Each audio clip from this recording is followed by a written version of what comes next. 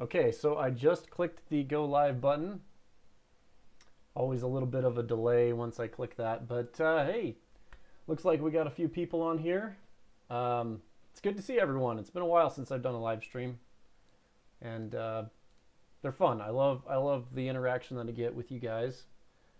So I'm looking forward to having some fun tonight. As you guys know, it is Black Friday season, so the deals are upon us, and that's kind of what I wanted to talk about at the beginning of this live stream. Is just the crazy deals that are going on right now. If anybody wants to just let me know if the audio is good. Do you guys hear audio? Does it sound good? Just throw out the chat. Let me know. Just waiting for some responses. So bring up the chat here. Okay, yes, audio. Okay, audio is great. Sounds good. Excellent. Okay, sweet. Good to see you, Katie's Camp Kitchen. Eric, good to see you. And Ben Aird, thanks for joining the live stream. Well, let's just jump right into it. Let me bring this up. Okay, so first off, how do I want to do this? Well, let's start with, I do have these up here. So let's start with the Oupes sales, since they are just ridiculously low. I've never seen prices this low, really. I'll get my face out of the way. Okay, so for the Black Friday sale, so I've tested on my channel, first off, I've tested the Mega 2 and the Mega 3, if I remember properly. So out of all the ones they have available, there's the Mega 1, 2, 3, and 5. There's no Mega 4. But basically, check this out, guys. A 1,000 watt-hour power station with a 2,000 watt inverter for $439. That is just unbelievable. I mean, it's, you also have your, I have discount codes that I'll, I'm trying to think if I had, I think I do have a 5% off discount code, but let me see if I can get that. I'll put that in the stream here in a minute, but crazy deals, guys. So the Mega 1, you can see, you know, this is kind of more of a portable option. If you're going to go for like running a fridge and a couple other things during a power outage, you're going to jump up to the Mega 2, which has a 2,500 watt inverter and 2,000 watt hour capacity. But you can see 974 bucks. That's pretty unreal. It's under 50 cents per watt hour for these. Let's jump back to the chat here. Happy Friday Eve. Totally. It's good to be here, guys. Good to be here. Zigzag, good to see you. Sandy Rose, thanks for joining. We have both of our moderators here.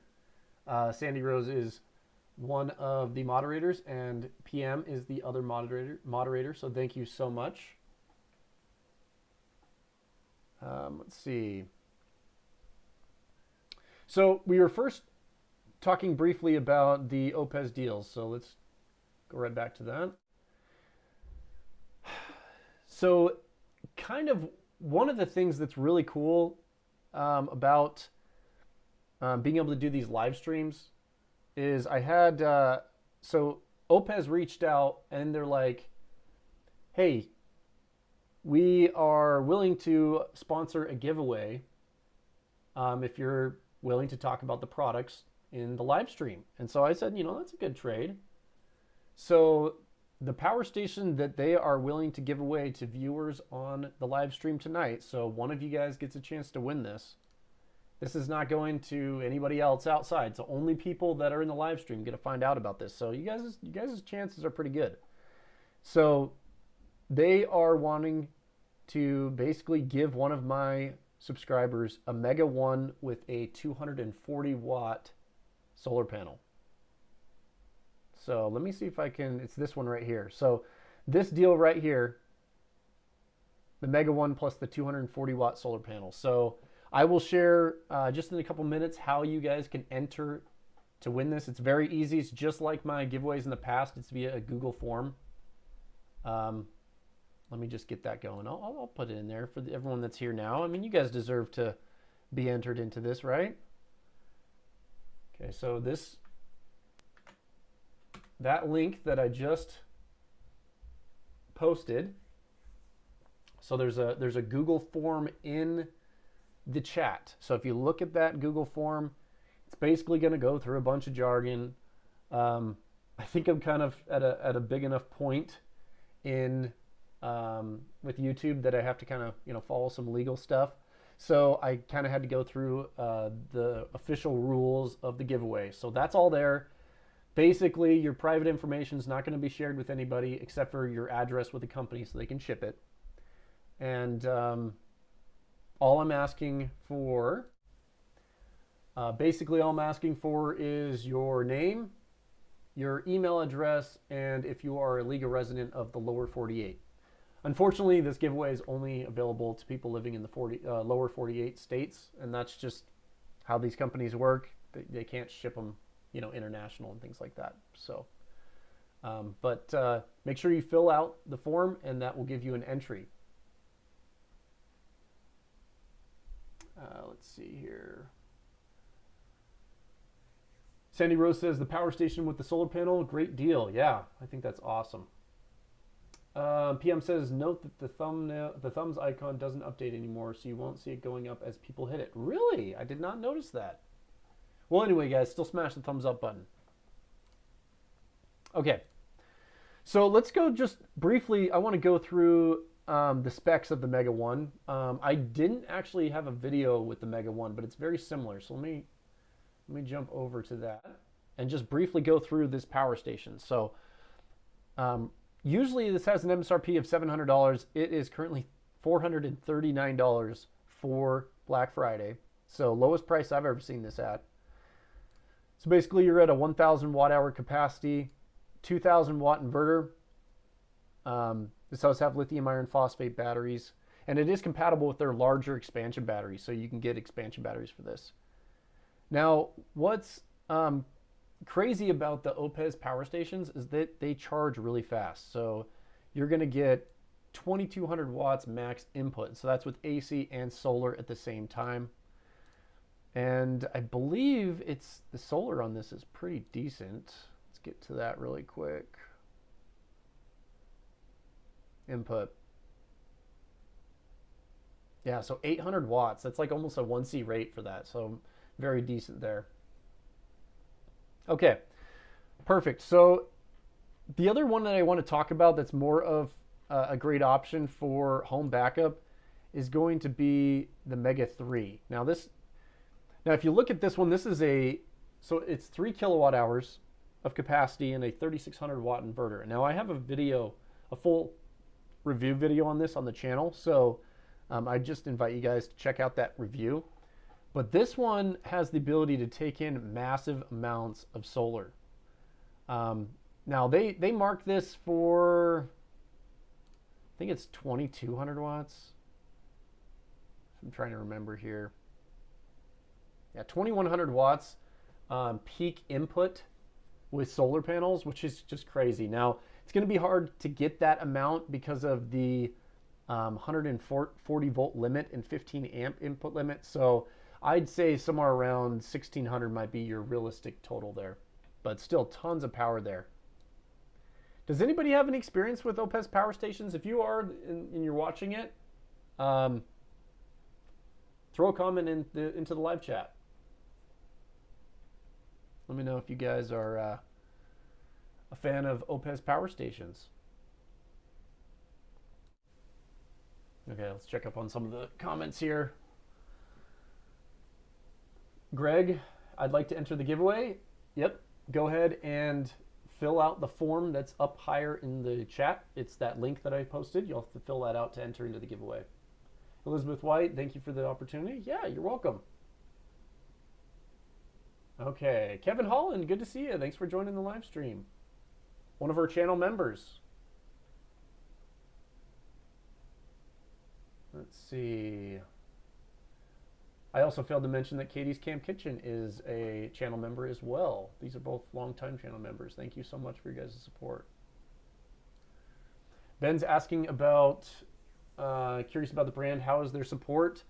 Their support, I've heard mixed things. That's pretty much, I hear mixed things from pretty much every one of these power station companies. I'd say their support is probably a little bit higher than some of the smaller no-name brands, but probably not on the level of EcoFlow, Anchor, or Bluetti. Okay, so we have a super chat.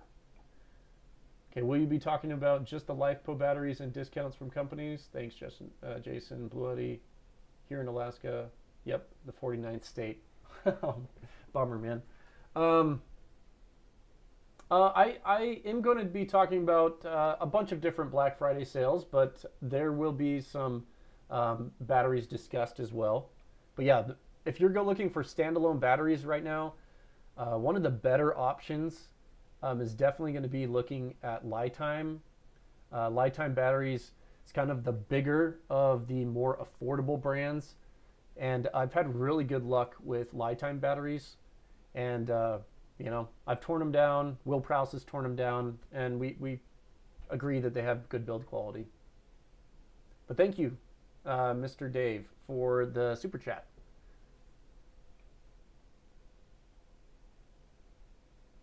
Okay. Just looking at the comments here. One does that sometimes anyway after the reload button. Okay. Okay, awesome.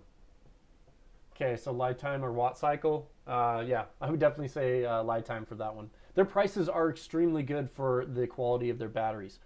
I got a question here. Are you still building DIY power station? Card addiction. Well, let me just change this here. You guys see what hand went in? This one? You guys see that right there? That is the video I just finished today. It is a monster DIY power station. So that video will be coming out tomorrow morning, and it has been a fun project to put together. I'm probably not going to give too many hints away from it, but if you guys can see, it's a EG4 6000 XP, split phase output. Awesome setup so far. Philip Sanders, thanks for joining. What's up, Jason? Good to see you. Good to see you too. Okay. Okay, so I just want to talk about one other power station just from Oupes really quick. So let me jump back over to that. Okay, so if you're looking for a beast, they have the Mega 5. Now, if you look at the price of this, so right, this is basically a 5 kilowatt hour system with a 4,000 watt inverter. Now, I personally haven't tested this one, but the other models that I've tested have performed pretty decent for being a budget power station. The only downside to the Oupes power stations are kind of the loud fans. And you guys will hear that from me. You have a loud fan. You just want to make sure it's not kind of like in the same room that if you're working from home or something. If you have this out in a utility room or something like that, hooked up to a transfer switch, you're never going to hear the fans. But if the fans are next to you, they'll get a little bit annoying. Now, I believe this one, I mean, you can see this discount here. That is less than 50 cents per watt hour. Also, let's look at the, I just want to check the solar specs on this. I think it's also 2100 watts. Yeah, so this has the same charge controller as the Mega 3, but still quite a decent amount of solar input. So yeah, if you guys are looking for a budget power station, make sure you definitely check out the Oupes models. They are a great value for what you're paying for. Okay, so let's check out the chat here for a second. Okay, Zigzag saying, how has the LiTime support been? My experience with Rudodo was horrible, taking months to resolve. So the biggest thing that I've found out about these companies is the bigger the company, the better support you're going to get. So lately I've really been recommending people go with LiTime just because they have a larger presence. And the thing that's interesting is, um, I just see all these little hearts flying. Sorry, I had to. Someone's clicking the heart button a lot. Um, Basically, the smaller battery brands like Redodo or Power Queen, they kind of just have like a one-person support group. So if there's a lot of people reaching out, there might be a bit of a delay. And then, of course, all these companies are Chinese, so you're going to have the 24-hour delay. You get their email response at 3 a.m. in the morning, and then you respond, and then you get the next response at 3 a.m. the next day. And then the other downside is the language barrier. So usually the larger the company, the more money they can invest into their support group. Sometimes they can even have a local support. Now, what's really interesting is when I'm watching TV, I'll see a LiTime TV ad, like on Netflix or some of the other streaming things I'm watching. So I'm like, wow, guys, this is pretty cool that LiTime's actually doing some marketing outside of YouTube. So anyway, thought I'd just say that. Oh yeah, and growing what I eat mentions that they just picked up a LiTime battery and it has the Bluetooth connectivity. That's the other thing that's really cool about those LiTime batteries now is most of them have low temperature charging protection and they have the Bluetooth enabled. If you want to go with the cheaper model without Bluetooth, it's like $10 difference. It's like just spend the $10 to get the Bluetooth. Okay. Sweet. I'm just looking at the comments here. I look at the comments on my other monitor because they're bigger, so sorry that I keep looking this way. Sandy Rose says, hit the like button. Okay. Did I miss? Okay, I didn't miss a super chat. Okay, one question here. Keith, can we talk about gas generators to recharge battery systems? Yeah, I think that's a pretty decent question there. We can take a little tangent for that. So let's go over to the screen here. So if you go into my videos, I do have a video where I talked about that recently. This one right here, this solar or gas. See this one right here? So solar generator versus gas generator. Basically what I recommended as that video came out is I basically said, hey, you're going to want both. And the reason you're going to want both is because solar is not always available. So it's really good to have both options. And it's important that you have an inverter generator to charge up your power system or your power station. Power stations do not like to charge from an old school non-inverter generator. So just make sure that if you are going to be charging your power station with a gas generator, that it's an inverter generator. Now, what about charging up a battery system from a gas generator? Well, one of the best options for that is this option right here. It's the EG4 charge. Well, sorry, yeah. So this video was a little bit different because it's an application towards the Anker Solix F3800.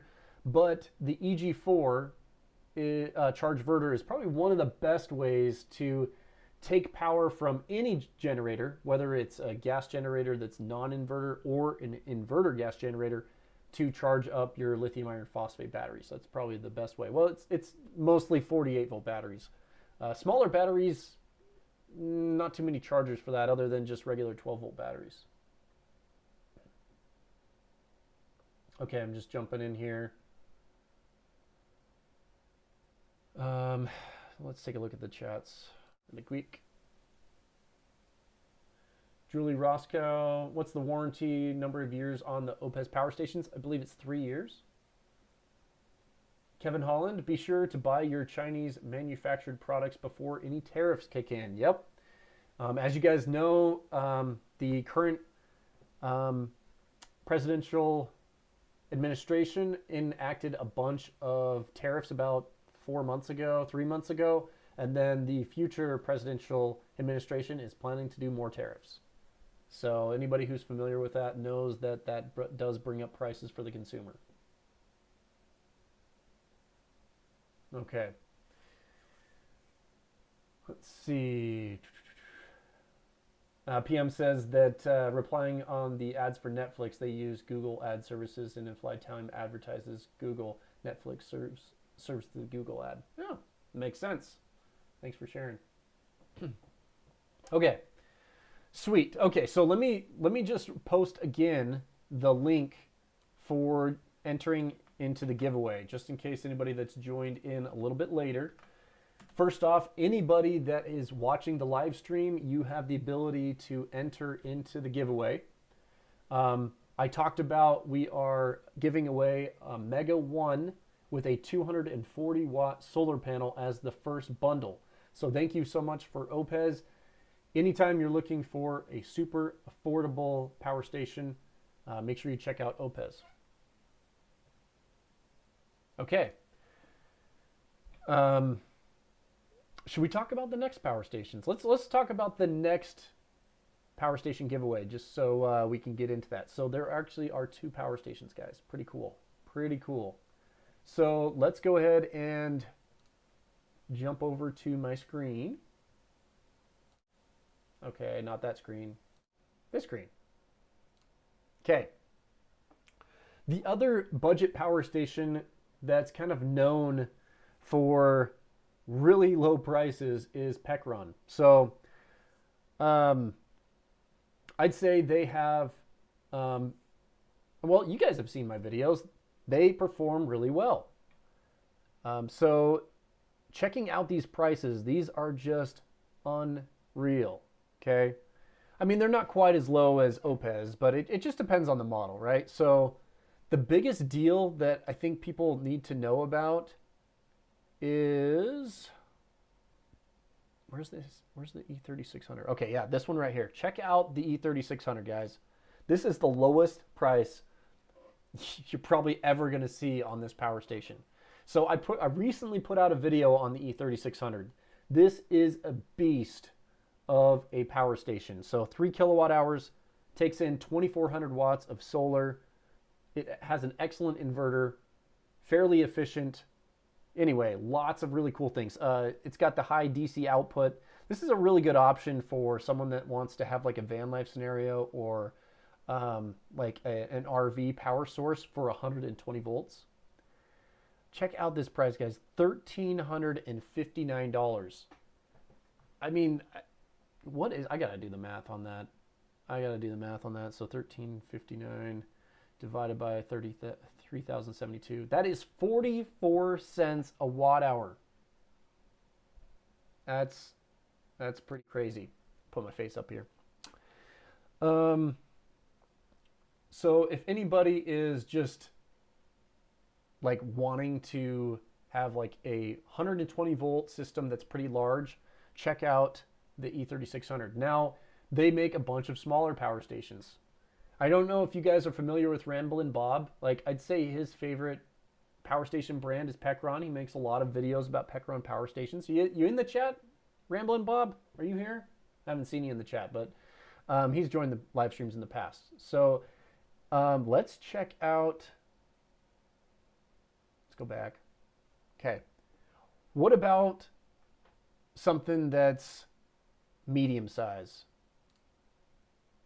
Okay, so this is the Pekron E1500. I also have a video on this one. The thing that's really cool about this one is it's got a 1,500 watt hour battery and a pretty decent sized inverter, yet it's super compact. Now, this is the second power station that we will be giving away in the live stream. So if you guys are interested in winning this power station, fill out the form. You got to go up and I'll just post it in there again. I'll paste it into the chat. Okay, so there is the Google form that you need to fill out to get entered into the giveaway. So just running through the specs of the Pekron E1500. LFP battery, obviously. It's got the 2,200 watt inverter. What's nice about the newer Pekron power stations is they now have built-in AC charging. In the past, you used to have an external charging brick, but they have since migrated and upgraded to the internal AC charging, which along with that you get a UPS functionality. So this gets around 700 watts of solar plus a 100 watt solar from the 100 watt port, so it's 800 watts of solar peak. One of my viewers locally, he purchased this for his overlanding setup, and he's had it for, I don't know, probably over a year, and it's worked really well for him. I'm in contact with him pretty frequently, and yeah, he's given me good feedback. It's, you know, bouncing around in the back of his truck, uses it all the time, and he uses it frequently, and he's given me really good feedback about that. So if somebody that's actually been in a real you know, use case for this, it's been durable for them. Let's jump into the chat, see what's going on.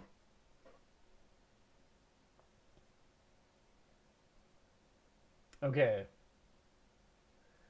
Holly Douglas, is Pekron fans loud like the Oupes? No, the fans are much quieter on Pekron power stations. DIY solar with NetSci. No one can beat Pekron at the moment. Yeah, those prices are pretty good. At least for the 3600.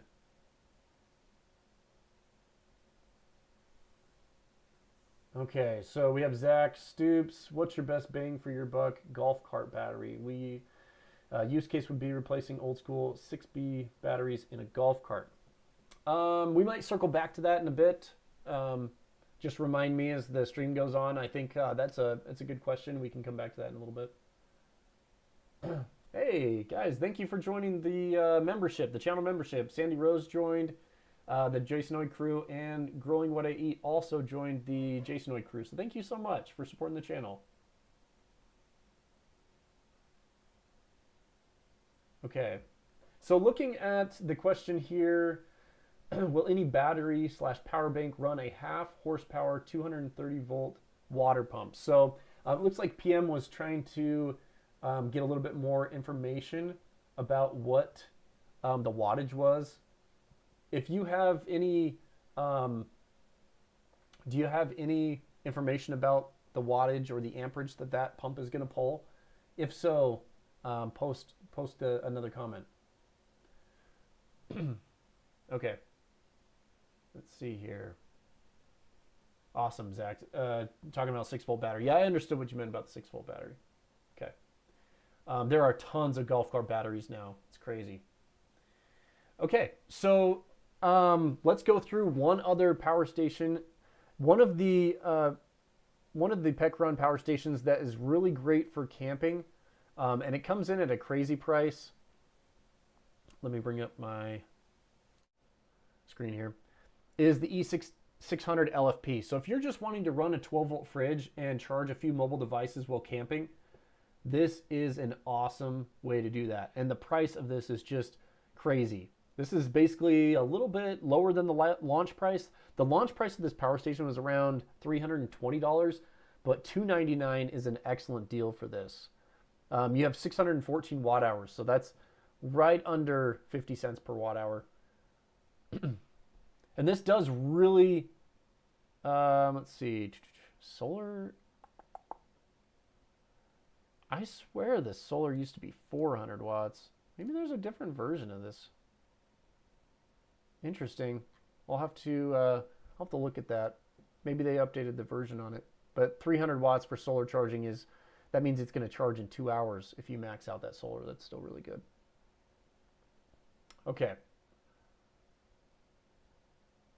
Sweet. We're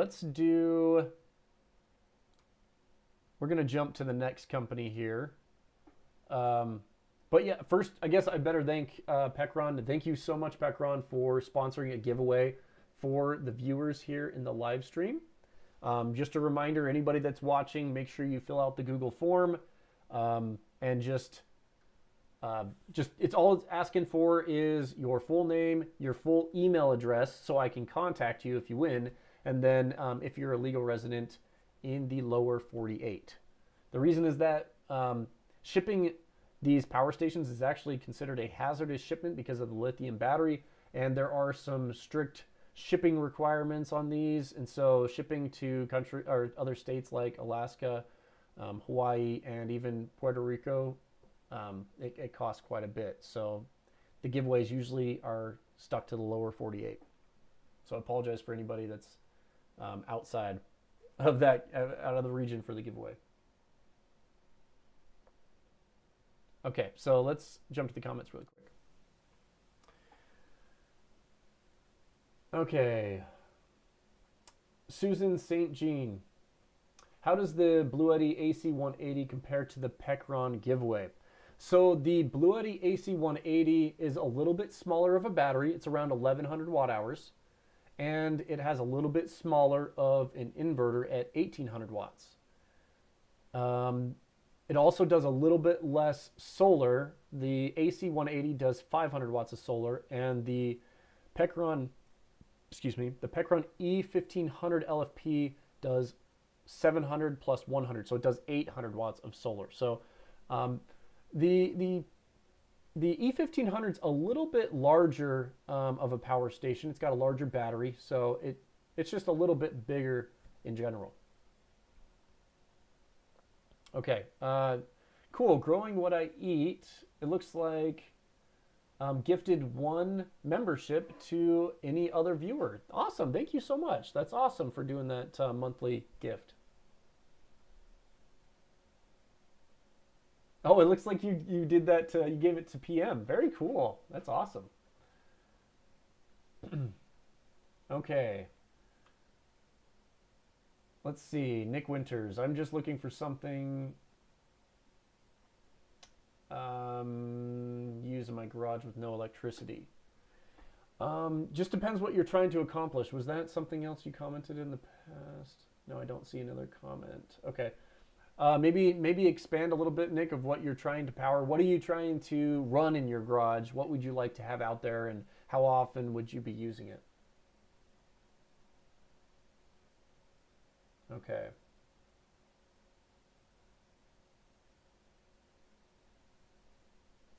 Okay, so Spydra Webster. I'll post the link in there. They're basically just asking where the giveaway form is. I'll post it again in the chat for anybody that's joining in. Maybe. Why is it not? Oh, that's searching. Here we go. Wrong. There we go. Okay. Sweet. Let's jump into some of these comments. Okay, so Sherry's following up again about the half horsepower 240 volt pump. Okay, so Sherry, basically any of your, let's get my face closer here. Not that one. Man, sorry guys. It's like 4 different streams to swap between. Okay, so Sherry, your question about the 240 volt power station wanting to power that pump, there are a bunch of different options. However, if you're looking for a really budget option, the most affordable option right now is currently the Anker Solix F3800. Now there are some quirks with that power station. Just be aware there are some quirks that you have to get through. For example, when you're charging it, it shuts off the 240 volt output. The solar voltage is at 60 volts. But if you can get through those, I have a full video showing basically how to work through those quirks or workarounds, right? So if you can get around that, then it is currently on sale for $2,400 right now on Black Friday, which is a crazy deal. The other option would be this power station that I have sitting behind me. This is a 240 volt DIY project that I just finished today. And I just finished the video today. In fact, I'm wearing the same shirt that's in the video. So that video will be launching tomorrow. So if anybody's interested in a DIY 240 volt power system that's fully expandable and very affordable, check out that video tomorrow. It's with the EG4 6000 XP. It is a beast. That would definitely power your 240 volt pump. TD Harris, thanks for your honest reviews. You're welcome. I don't see any purpose to lying or misleading my viewers about the performance of a power station. I mean, you guys know that my videos are all about like the actual performance and like the results of all my testing. So it's like the results speak for themselves, right? After we watch a video, you can kind of get a feeling if the power station's worth it or not. Oh, we just got a bunch of comments that just posted up. Okay. Oh, we got some great questions here.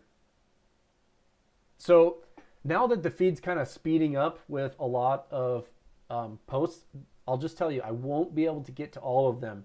Sometimes an easier way for me to have a comment stick out is if you do a super chat. I'm just going to say that because usually it's just flying. So if you really want me to focus on your question, you may want to do a super chat. Okay. Nick Winter says, oh, maybe some power tools or a TV when my wife is upset. Awesome. Well, in that case, you probably don't need 240 volts. So I would just look at any 2,000 watt hour power station, or even the Pekron E3600. That's a large one. The only downside to being powered in your garage is usually the garage is not heated or cooled. And so you do have to kind of think about if it's hot or cold when you're charging it. So that's the only downside to a power station. A lot of times they don't have built-in heaters.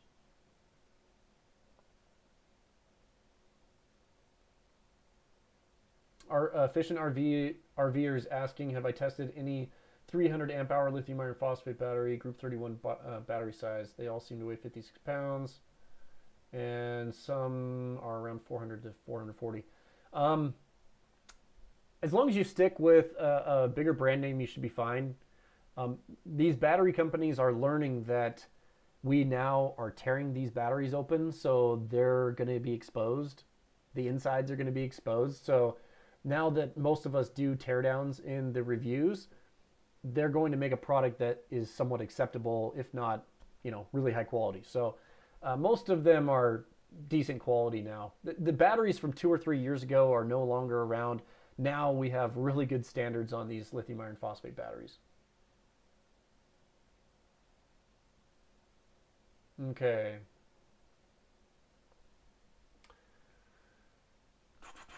Just lots of comments here, just skimming through them. Okay, so Susan's interested in a dual fuel generator charge up the AC 180. We kind of mentioned this a little bit ago. Anytime you're wanting to charge a power station from a gas generator, you just want to make sure it's an inverter generator, and it should charge up just fine. The other thing that you want to think about is you usually don't want to push the generator at its full rated output. So if you have a 2,000 watt generator, you're going to want to run it at around 1,000 watts for the most fuel efficiency, and so you don't overheat it or burn out the inverter. So if you want to charge a power station at its full speed of 1,800 watts or 1,700 watts, you're going to want a generator that's going to be a little bit bigger than that, probably somewhere around 2,400 watts to 2,600 watts. So if you're wanting to charge a bigger power station, I'd probably go with like a 3,000 watt generator. And if you're wanting to charge at a slower speed, now this is the main benefit of having a power station that has an adjustable charging amount, is you can set the AC charging speed to whatever you want, so then your generator doesn't get overloaded. So I usually when I'm charging my power stations, I usually set them to around 1,000 to 1,200 watts, just so my generator is not like running full speed. Okay.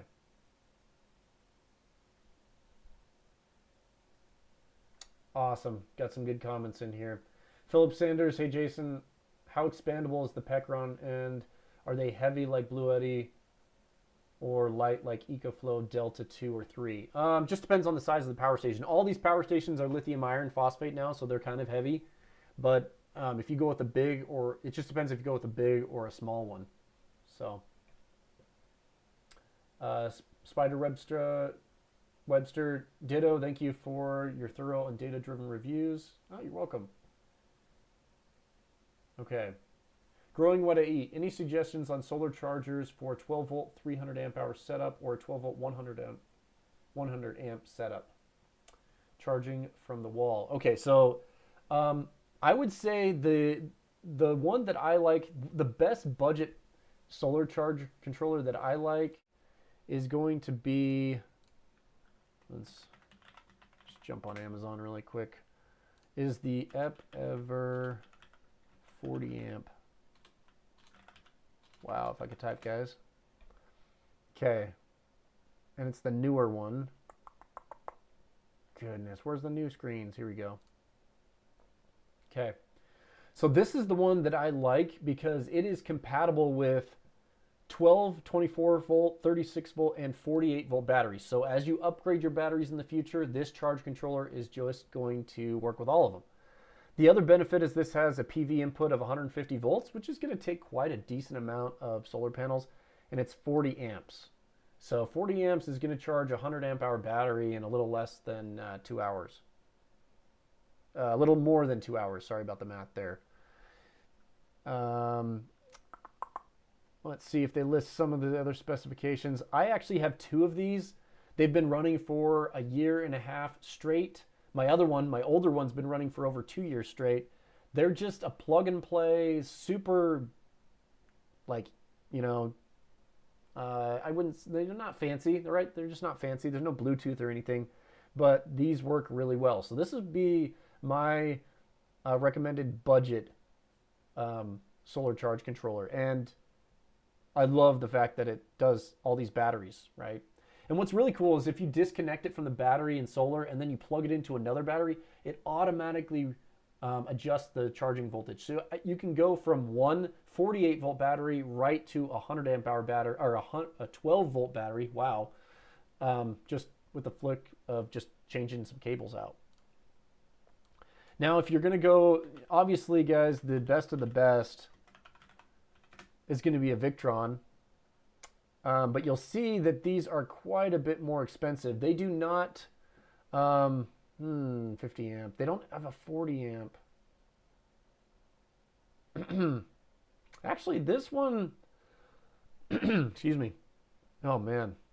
After doing a video today and after this live stream, my throat is just done. Okay. See if my voice holds out. So if you look at this one right here, this one's just a little bit more money. This must be a recent price drop. So 35 amps, so a little bit less power, but it's still 150 volt input. And this does also 12, 24 volt, 36 volt, and 48 volt batteries. Only 179 bucks. And this has Bluetooth connectivity. So not that bad. I'd say any solar charge controller for that much power under $200 is a pretty decent deal. And you can see their 20 amp version is $89, so not bad. As for wall charging, 12 volt. I like to get the ones that are like this metal case. So if you go with LiTime, like I said, we mentioned LiTime earlier in the chat.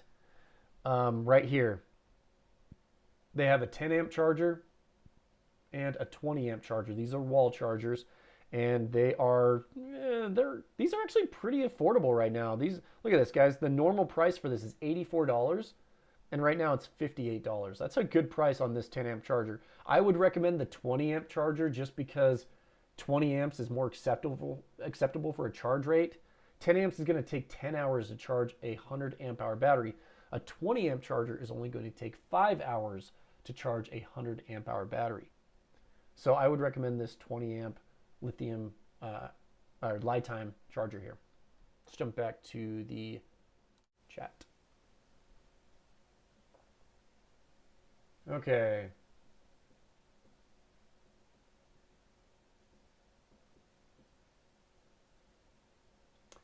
Soul Victus says, I'm not sure if it's been asked, but what are you looking for during Black Friday, power station wise? Really, it's just looking for just price drops that are more than normal. Usually Black Friday is your lowest sale event during the entire year.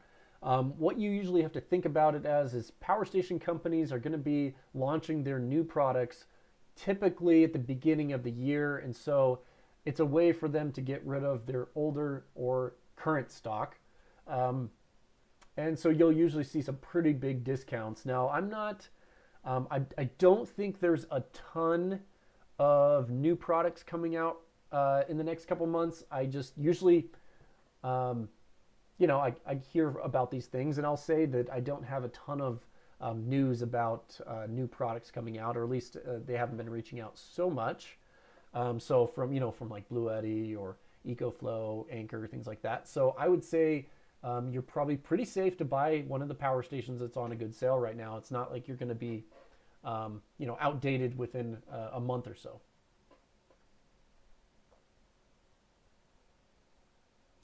Let's see.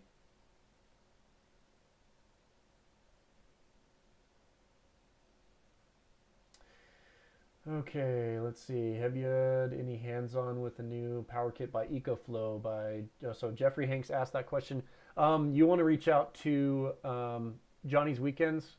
He's got the new power kit, and he had a whole video on it. I do not have the EcoFlow power kit, Gen 2.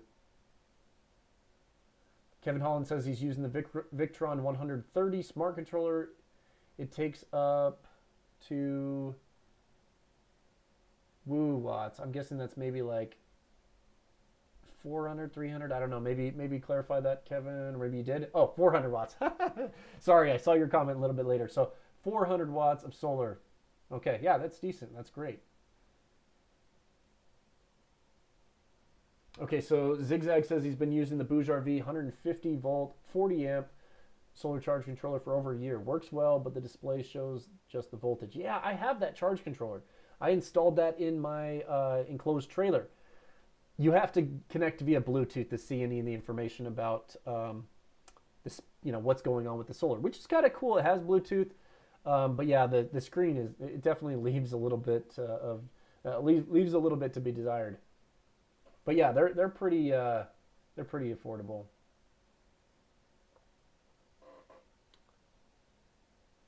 Okay. IMCC twice. What about the Jackery 1000 V2? That is a great power station. So the only thing that's a little bit, I guess, lackluster about the Jackery is it just has a little bit of solar. It's not a ton of solar. It's a little bit lower than the Bluetti and Anchor offerings. I think it's 400 watts, right?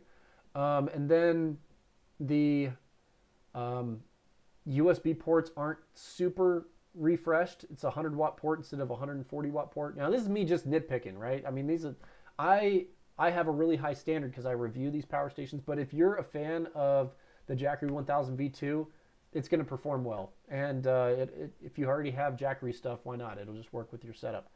We've seen really good price drops with Jackery lately, and probably out of all the companies that I review power stations on, I get the least amount of complaints about Jackery customer support, and I think they do have really good customer support and warranty. Let's see. Out of the Oupes Big Black Friday sale, which is the best bang for the buck? Well, the Mega 1000 is crazy. It's under $500. It's like $439. And then the Mega 2 is under $1,000, around $900. So I would say either of those options are going to be really good. And I did review kind of some of those models at the beginning of the stream. Okay, so just once again, anybody that's joined in recently, wow, if I could paste that there. There are 2 power stations that are going to be given away, and I just posted the link to the Google form that you need to fill out to enter into that contest. So the 2 power stations that will be given away are let me pull this up on my, here we go. Let's go back. Okay. The first power station that's available for the giveaway is the Oupes Mega 1 with a 240 watt solar panel. So this is a great power station for camping or just really any portable use. 2000 watt inverter. Anyway, it's really so if you look right here, the bundle with the 240 watt solar panel, this is the bundle that will be given away to a lucky viewer on the live stream. So $704, guys. That's a pretty decent giveaway. Thank you to Oupes for sponsoring that giveaway. The other power station that we'll be doing for the giveaway is the Pekron E1500. So it's a little bit bigger than the Oupes Mega 1. It takes in a little bit more solar. Still very capable. These are very similar in their features. But this one, as it's a little bigger, there will be no solar panel provided with it. It is just the power station itself. So just make sure you fill out the form so you are entered into the giveaway. That form is now posted in the comments.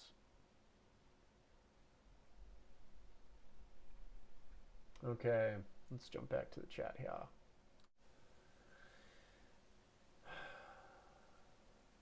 Okay, so let's see. DIY with Netsai. Oh, he's responding. Good for camping, not good for off-road because their solar charge speeds are horrible. So the only difference about the newest Jackery, the Jackery 5000, actually kind of really blew away my expectations with that 450 volt solar limit, and it does a ton of solar. So pretty good change there. Trying to survive today. Just purchased the Pekron E3600 LFP on Amazon for $13.49. Yeah, we talked about that pricing earlier in the video. That is a crazy price. So if you've ever been wanting to pick up the Pekron E3600, right now is the time to do it. And those expansion batteries are also super affordable. You can get a 6 kilowatt hour system for, sheesh, it's like 40 cents per watt hour. And probably by the time you add on the expansion battery, probably like 35 cents a watt hour. That's almost getting down to a DIY large setup. That is crazy. Frederick V says, I got the Chins 2-pack, 12 volt, 280 amp hour batteries for $784. That is a great deal as well. For 2 of those batteries, it's crazy. Okay, so Jim McFarland's asking, do you still use a separate device to download apps for some of these power stations? Never sure it's safe when you can't download a Google app store or Apple's app store. Yeah, I try to have a device separation for sure. Okay, so Kevin Holland, thank you, Oupes. Same with Sandy Rose. Shout out to Oupes. Thank you. Andrew Robinson says, I've always wanted to try one of those Oupes or Pekron units. Well, now you have a chance. And I do agree that they all these budget manufacturers, they have really stepped up. Can you guys believe that only just a year and a half to 2 years ago, power stations used to require external charging bricks? That was like the biggest annoyance in my opinion, but that is no longer a thing. That is so cool that even budget power stations now have the charging built in. Okay. That's funny. I see the concurrent, I'm watching the concurrent views, and it looks like whenever I post the form for the giveaway, the concurrent views drop and then they go back up. I just think that's kind of funny because people drop out of the live stream to fill out the form. It's kind of funny to see that. Okay. Trevor says, solar is so addictive. Yes, I agree. Hey, Practical Gadgeteer. Oh, you changed your name again. The Practical Gadgeteer. Maybe that's, oh, is that the same name? You'll have to let me know if it's the same name. But Practical Gadgeteer, good to see you good to see you here. Drone Pup. Yeah, the competition is really driving innovation and cost down. I agree. Hopefully the tariffs don't affect it too much. Okay, so now that we've talked about the giveaways and things like that, I just want to briefly go through some of the larger deals from like Bluetti, EcoFlow, Anchor. So let's just jump into that really quick. Starting with Bluetti, I actually have a video coming out next week about the AC300 and B300K.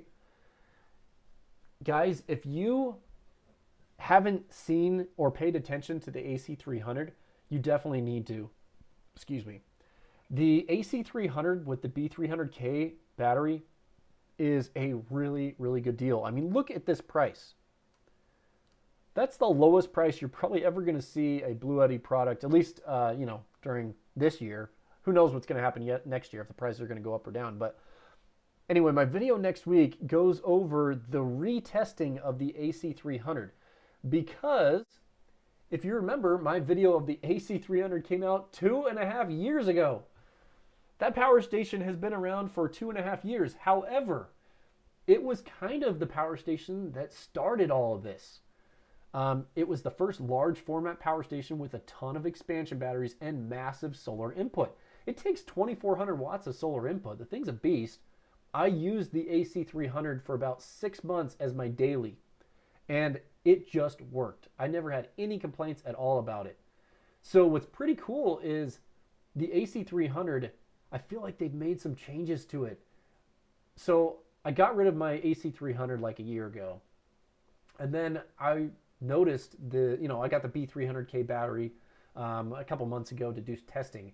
And basically, I was like, I told my Bluetti contact, I was like, I really want to test the AC300 again. So they sent it out, and you won't believe this, guys. The fans are silent. They upgraded the fans on it. The fans don't make any noise. Also, the idle power usage is extremely low. Before, it was like over 2% per hour, and now it's like 1.4% per hour when you have the AC inverter enabled. So, and that's even with the smaller battery. Anyway, so that's the video next week. I think I'm going to launch it before Thanksgiving, probably on Wednesday. But, if you're looking for a larger expandable system, 2 options to look at, the AC300 and the Pekron E3600. Now, those are both 120 volt options. I will say that you'll definitely get better warranty and customer service with Bluetti.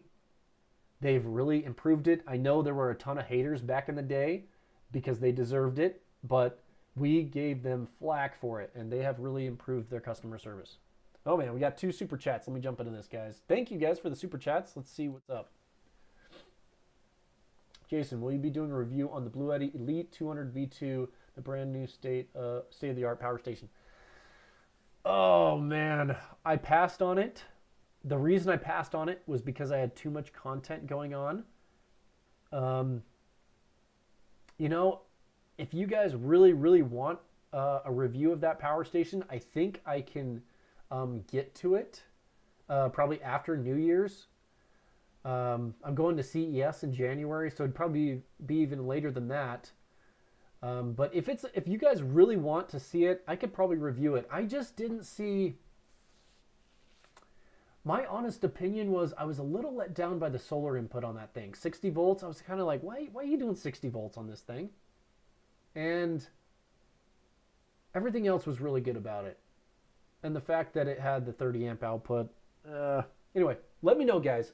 Throw a comment, or let's say, throw yes in the comment section if you guys want to see the Elite 200 V2 tested. I want to see all these comments. I want to see a ton of yeses. If I don't see a ton of yeses, I don't know if I want to do it. But what about that name, guys? I just have to laugh to myself about these Bluetti power station names. I mean, Elite 200 V2. Where the heck is the V1? What power station's the V1? Sorry, I have to rant about that because I don't know who comes up with these names. But anyway, it's probably an amazing power station, but the names. I just had to laugh at that. Okay, so Zach Stoops, I've had to return 2 Bluetti power products due to failure. Bluetti warranty was good and they replaced them.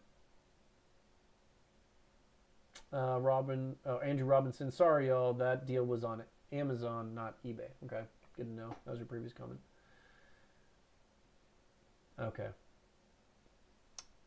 The other super chat, let's jump into that. So, Andrew Robinson, solar input limit, voltage, amperage, total wattage. What is the most important specification to look for? That's because I always run my own DIY batteries into PV port, input port. Okay, great question. So, the main thing that you want to worry about for any charge controller is the maximum voltage. You never want to go over the peak voltage of the charge controller, whether it's on a power station or a standalone charge controller. The reason that is because voltage, if you go above, there's no way to stop voltage. It's kind of like the pressure of the electricity. If you compare electricity to water, it's kind of like the PSI. And there's no way to limit the amount of voltage. It just, if you go up, it's going to break the components inside. It's kind of going to burn them up.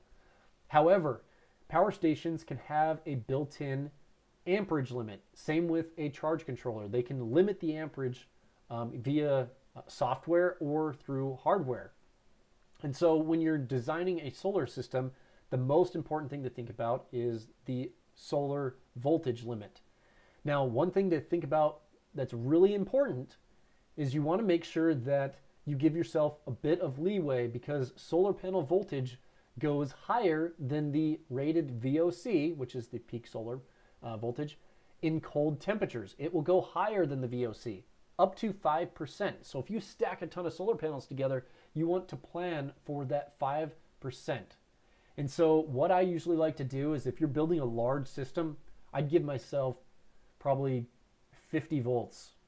If you have 8 or 9 solar panels in series, I'd give yourself a good 50 volts of leeway.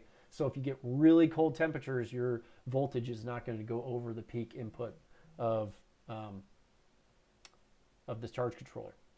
So the other thing that's really important to know about that question is, when you are charging a power station, you can over panel it. So what that means is, let's say the Bluetti AC180, it can take 500 watts of solar. What you want to do is you can connect 800 watts, 700 watts of solar up to the Bluetti AC180, even though it can only take 500 watts. The benefit of that is that you're going to get that 500 watts earlier and later in the day. So you'll see 500 watts for a longer period of time. So overvolting, or sorry, not overvolting, overpaneling is where you stay under the voltage limit, but you just have more amps. And so the power station is going to limit the amperage to its total amount without any problems, and then you're going to see that 500 watts input. So hopefully that makes sense to you guys. Never go over voltage. It's okay to go over the amperage input limit, because it will be limited automatically. Let's jump in and see if there's any response to that. That was kind of a long question, but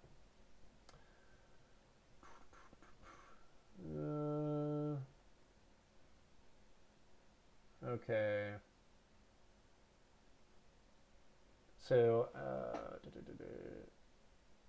okay, so I'm gonna jump. So no comments to that and that. Let's jump to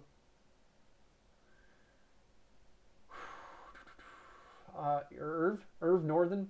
My E1500 LFB was charged with a non-inverter generator, and since that incident has rapidly discharged from 50% to 0 twice warp speed. Has this caused permanent damage? PM replied to you saying you may wish to consider trying to charge it normally and see if the issue persists. If it does, consider contacting support. Definitely agree with those statements. Thank you, PM. The other thing that I would recommend is, maybe the shunt that tracks the state of charge was thrown off a little bit. So what's good to do on the power station is, if you discharge it at, let's say a 300 watt load, discharge it all the way down at a 300 watt load, and then charge it all the way back up slowly at a 300 watt load. And what that's going to do is, it's going to recalculate the internal shunt that calculates the state of charge of the battery. Lithium iron phosphate power stations, the voltage is so flat, it's really hard to determine the state of charge through battery voltage. So what they do is, they have these shunts that track the power going in and out of the battery, and they try to do a decent job of estimating the power remaining. However, sometimes they get thrown off, whether it's maybe a non-inverter generator that kind of shocked the system, maybe the voltage went a little too high or something. It's best to use an inverter generator or grid power to charge these, or solar, but I would say try discharging it slowly and then charging it slowly and see if it fixes the problem. If not, reach out to customer support.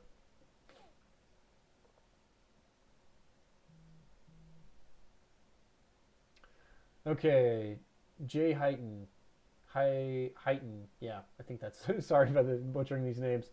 I need solar installed. Anybody knows anyone in Florida? My Bluetti old dinosaur has about 50% of life cycle. I need to keep battery charging. Florida? Yeah, there's probably, you could reach out to Will Prowse's DIY solar forum. Join that forum and just post in there. Maybe someone's in that area that's willing to help you. Solar Victus, great question. I recently saw a video that it's fine keeping our power station at 100% state of charge, but another video saying to storage at 50%. What do you think? You're referring to Will Prowse's video. It's because both those situations are different. The storage 50% is when you're storing it and not using it. The 100% is when you're daily cycling it.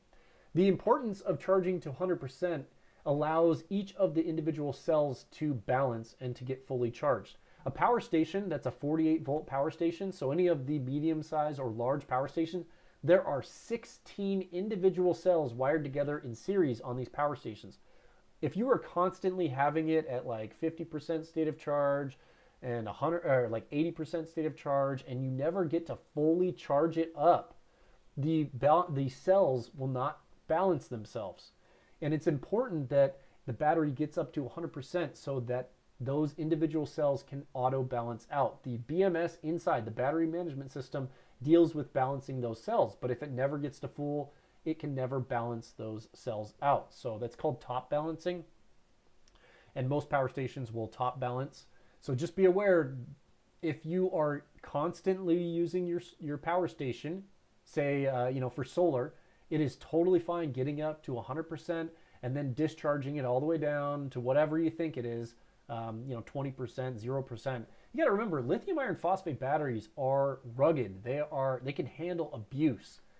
I'm guessing that no one is going to get their power station to 3,000 cycles, in a reasonable amount of time. I mean, that's just crazy. Like even I'm cycling my batteries every day, and that's 365 cycles or 64 cycles a year. That's 10 years, and that's me fully cycling it.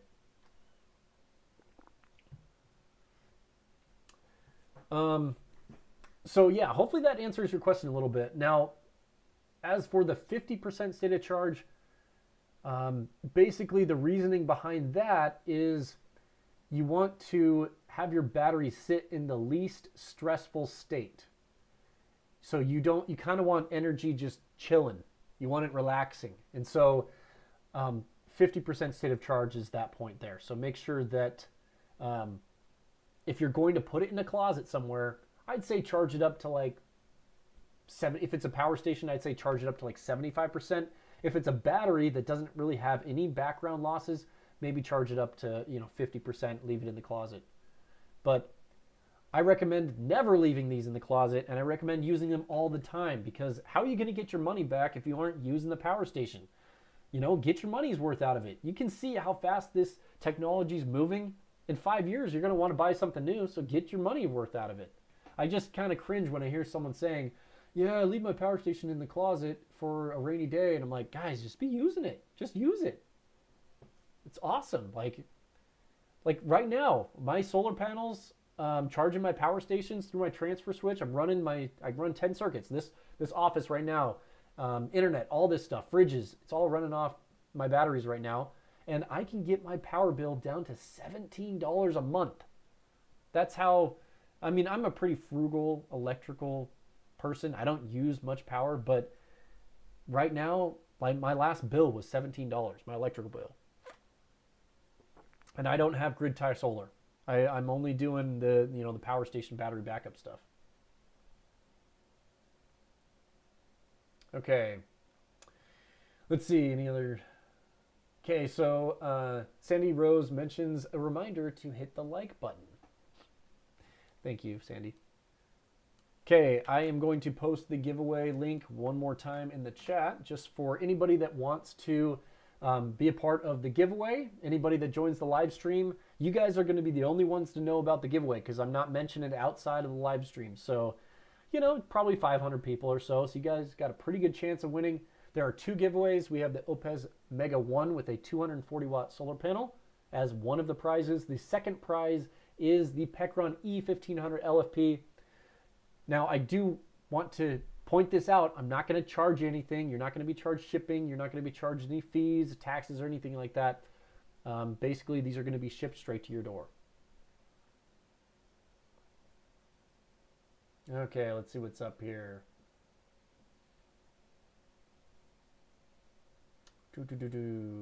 So many good questions. Okay. Royce Bluford. I have a grid. Okay. Oh, cutting up. Okay, I just noticed that I got a quick disconnect. Hopefully I'm back. I noticed I had a quick disconnect, so I apologize for that. Okay. Sandy Rose says, $17, I need a bill like that. Well, you just got to make sure you're aware of what you're running. And electric heaters are a huge power suck in winter. So make sure that you're not running electric heaters. Okay, so Luis Gonzalez Jr. I'm an apartment dweller. I would hate to have a power outage and only have 50% state of charge to use if it were to store at 50%. 50%.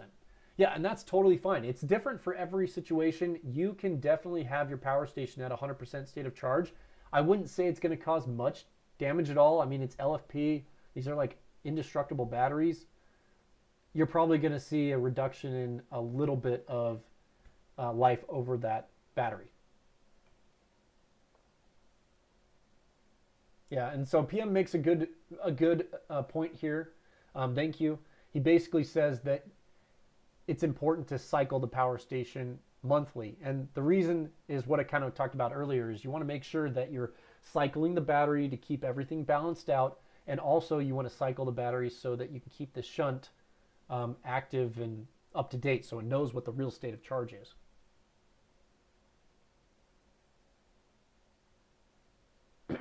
Andrew Robinson. One thing I did run into last year was he ran a huge string of incandescent Christmas lights. Ugh, incandescent lights? Really? Not LED? And I left them on 24/7 for a month. They use way more power than you think. Yes, dude. Don't use incandescent lights. Oh, man, that's painful. That would probably add, I'm trying to think here, 50, 60 bucks to your power bill just on that. I don't know. It depends what your power is. Okay.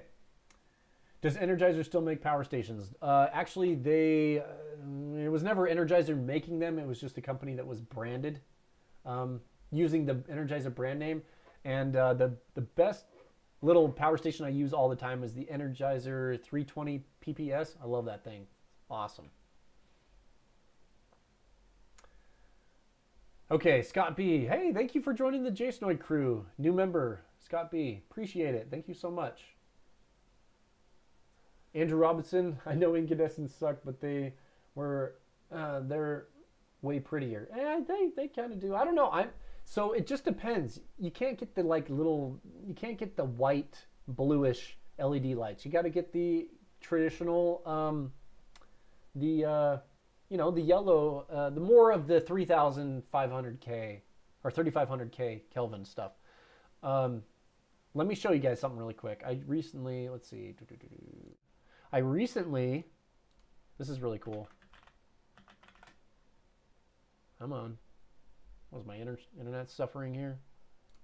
Amazon must be busy. It's like, why is it running so slow? Let's see. Eufy. E20. Okay. Guys, I just installed these on my house.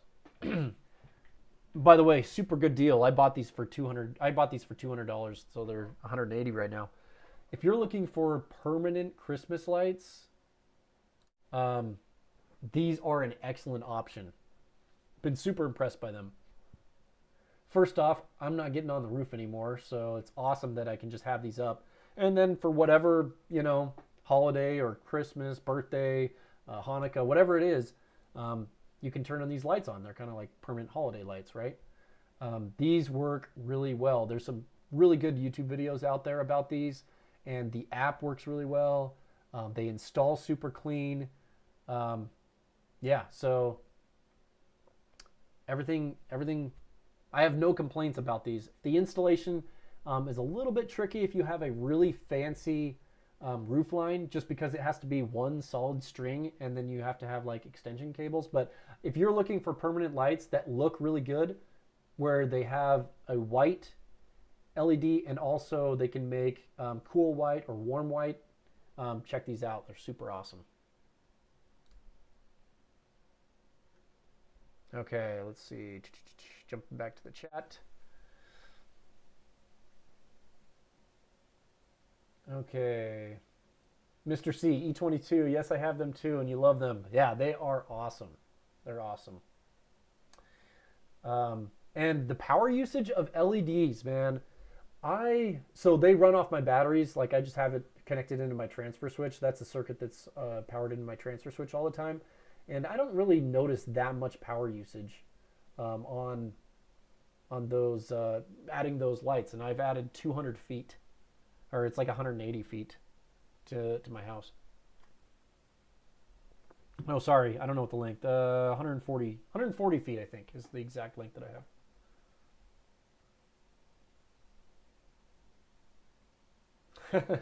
Andrew Robinson says he runs lights on his SUV. Like, you got to be careful with that. I had a friend that had lights on their roof rack, and they got pulled over because it was too close to being a police officer. So you got to be careful with those Christmas lights on your car. The other day, I saw some sort of car that probably had 500 lights over the entire thing. Something similar to like the lights that I just talked about. And they were all different colors. I was like, someone is asking for, man, I don't know. Like, that's just, I guess it's so new. It's like there's no law for it. But come on, you can't put a billion LED lights on your car and expect it to be legal. Oh, cool. Okay. There was a question. Okay, so let's jump back. Okay, originally, we're going all the way back to the question about, it was a Zach Stoops and his 6-volt golf cart batteries. I've got, Zach, you still in the chat? Let me know if you're still around. Post a comment. But let's go ahead and jump into his question. So, we're going to go look at these. I'd say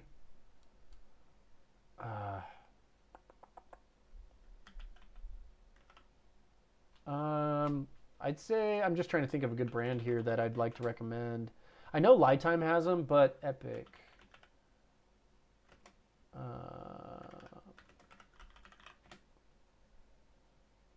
Okay. I think they have some good GC2s. If I remember. Okay, here we go. Do they have any? I thought they did. Maybe they offer them in a 48-volt battery.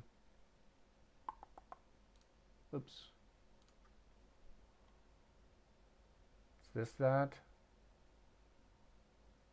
Electric golf cart. There we go. Boom. Okay, I had you covered, man. I had you covered. Hopefully he's still around.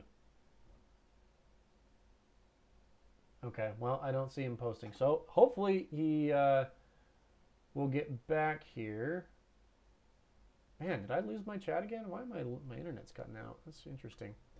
Sorry if I'm jumping in and out, guys. Okay, so right here, if you're looking for a 48-volt battery that is going to fit the GC2 footprint, this is what I'd recommend. You can get, I'd probably put like 4 of these in parallel, and this would do well. Now, you can, they mount together and have bus bars. You can get kind of crazy. So this is one option. Another option is, I think LiTime has one of these.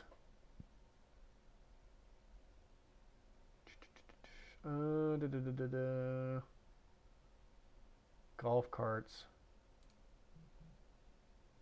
So basically, you can just look up these batteries as a golf cart lithium iron phosphate battery, and they have a lot that, this one's not the heavy duty application. I think there's like a, is it this one? Okay, this one right here. Look at the price on this, $349, guys. That's a really good price for a 30 amp hour, 48 volt golf cart battery. And so you can just stack these up to 8 in parallel. So that's really good. Okay, let's jump back to the chat. Michael Olive says, are you anticipating any deals on the EG4 48 volt 100 amp hour LL battery? I think the price for that's a little bit lower right now. Speaking of that battery, do you see that battery in the video? This right here, guys. I talked about this a little earlier in the stream, but this is the video that I have coming out tomorrow. I just built this 240 volt split phase DIY portable power station. What a mouthful. But that is the, right there is the EG4 LL battery. I've had this one for a while. I love that battery, but I used it in this build. Let's just see if there's, let's see if there are any deals going on. I don't think, I do have a $50 off coupon for this. You can use anything on Signature Solar. You can use the discount code Solar Savings as one word. Again, that's Solar Savings. That's my discount code, and you'll save $50. Man, come on. There we go. Oops, I clicked on flat rate shipping. Oh, it's nice they have flat rate shipping. I don't want to know about that though. Okay, batteries. 48 volt. Let's just look at the EL. I think this is priced. So it's on a little bit of a price cut, $1,299. $50 off brings it down to $1,249. So, yeah, you can use my discount code on that. Solar Savings, but yeah, I don't think there's any other big deals going on. Let's bring up the chat. See if there's any questions. Practical Gadgeteer, Watt Cycle is running some deals. Yeah, I've seen some actually really good prices on Watt Cycle. Thank you, Sandy Rose, for posting the Google form link for the giveaway. Make sure you click on that. Mr. C, yes, of course I will have a full parts list. You guys know me. I'm not going to put out a video without a parts list. What size pure sine wave inverter is needed to recharge the AC 180 from minivan? You're probably best going with the DC to DC converter, Susan. I would recommend checking out some of my videos on DC to DC alternator chargers. Running an inverter off your starter battery, usually you're going to pull too much power that your inverter can't handle it. Or sorry, your alternator can't handle it. So let me just show you that really quick. So on my, if you go to my YouTube channel, there's a bunch of them. This Bluetti one is really cool. It has an adjustable voltage, so you can set the output voltage on it. The other option is this E-Taker F1000. This allows solar input and car charging. So this one's kind of a dual charger. It's really cool. And then the third one, going way back to earlier this year. Oh, did I pass it? Oh, I probably passed it. Where are you? It's the, oh, here it is. Okay, cool. It's the Pekron car charger. This one's the most affordable option out of all of them. It's only like 100. I bet this thing's on sale. I'm curious. I'm going to look it up. Accessories.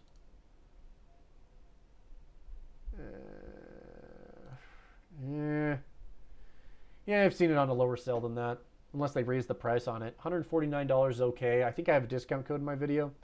But anyway, I would recommend charging your power station with one of those car chargers. They're going to be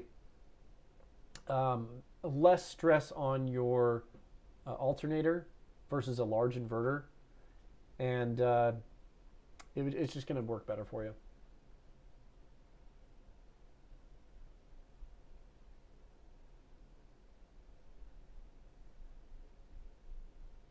Christy Sound says, "Oh, I missed the E-Taker video, bought the Charger 1. The Charger 1's an excellent option."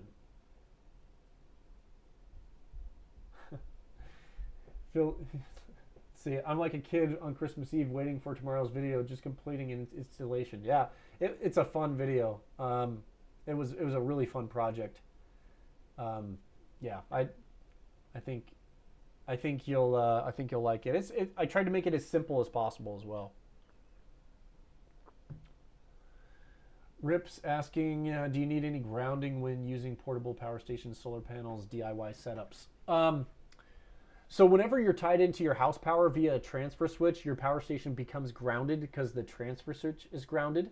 So if you happen to use a transfer switch, I guess I can bring my face up.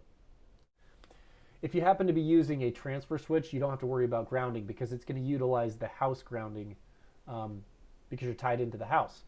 If you are using a power station in a portable application, I would say there's no need to ground it. Just think of it like a gas generator. Like, how many people actually ground their gas generators? If you want to be like ultra safe, sure, you can ground it with like a grounding rod and hammer it in the ground and all that stuff. But most people aren't going to be grounding their power stations when they're in a portable setup. For a permanent application, I definitely recommend it. That's why when you use a transfer switch or a generator inlet, you actually pick up ground from your house, which is nice. Yeah, I think that covers that question.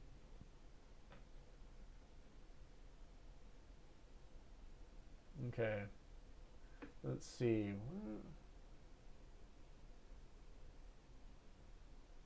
Okay, so Frederick V says he got the Pekron DC to DC charger for $139. That's excellent.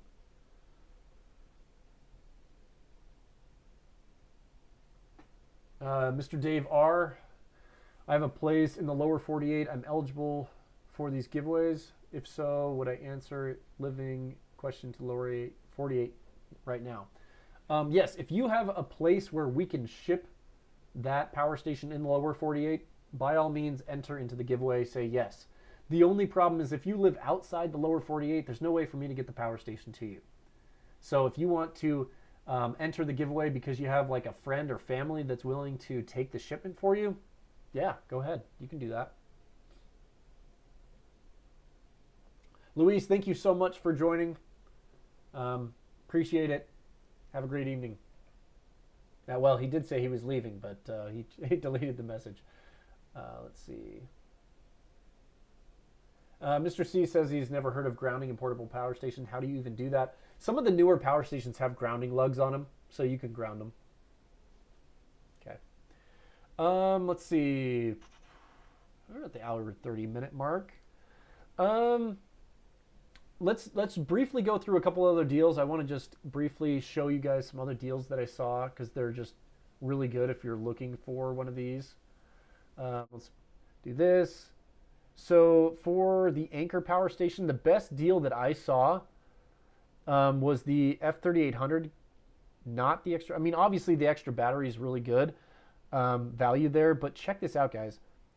$23.99. Just a day ago, this thing was at $2,600 during this sale. So they have lowered the price. I don't know if they just weren't selling as many or other. You know, the competition is so good between these large companies. They will price match and change their prices on the go. And so you can see that they dropped this price down, $2,400. If you're willing to kind of get through some of the quirks of the F3800, and trust me guys, I have lots of videos about this. I have my full review of the F3800 right here where I go through all those kind of quirks. Then I go through how to get around them in this video. This is a great video if you have an F3800. And then the ultimate one was this one here where we can use the chargeverter to keep the 240 volt output enabled. So if you think you can get around those issues and you're looking for one of these power stations, the F3800 is a great option. And they've made some really good firmware changes to this where you can now charge with basically any 400 watt solar panel and it will charge. You just have to wire them together in parallel. So it's kind of a downside because you have to have big wire and large fuses and things like that, but you can get by it. That's like $1,000 cheaper than the rest of the competition. The Jackery 5000 is $3,400. So that's like a good solid $1,000 less. Even the power station behind me, this DIY power station I just built, it's kind of trying to compete against the Anchor gosh, man, the Anchor during this Black Friday, that cannot compete against the power station behind me, unless you're looking for, you know, future expandability and solar input and things like that.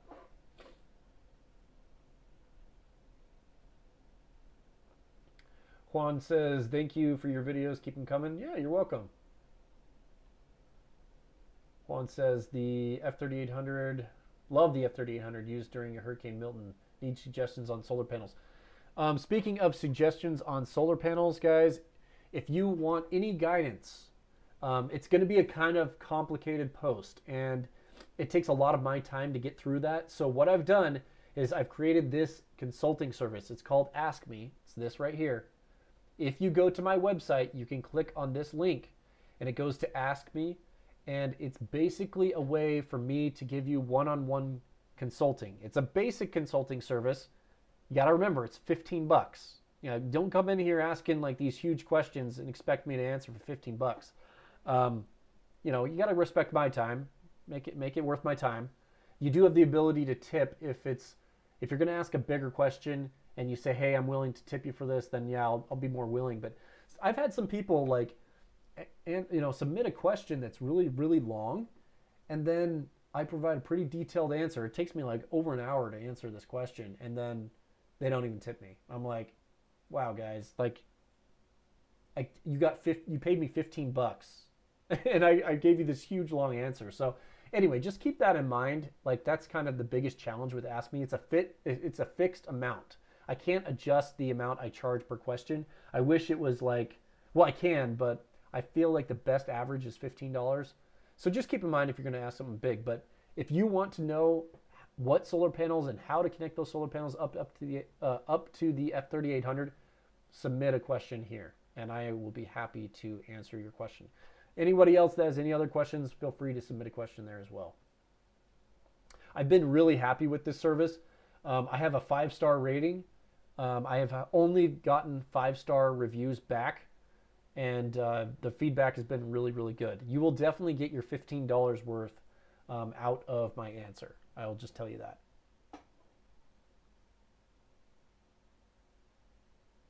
Okay, perfect.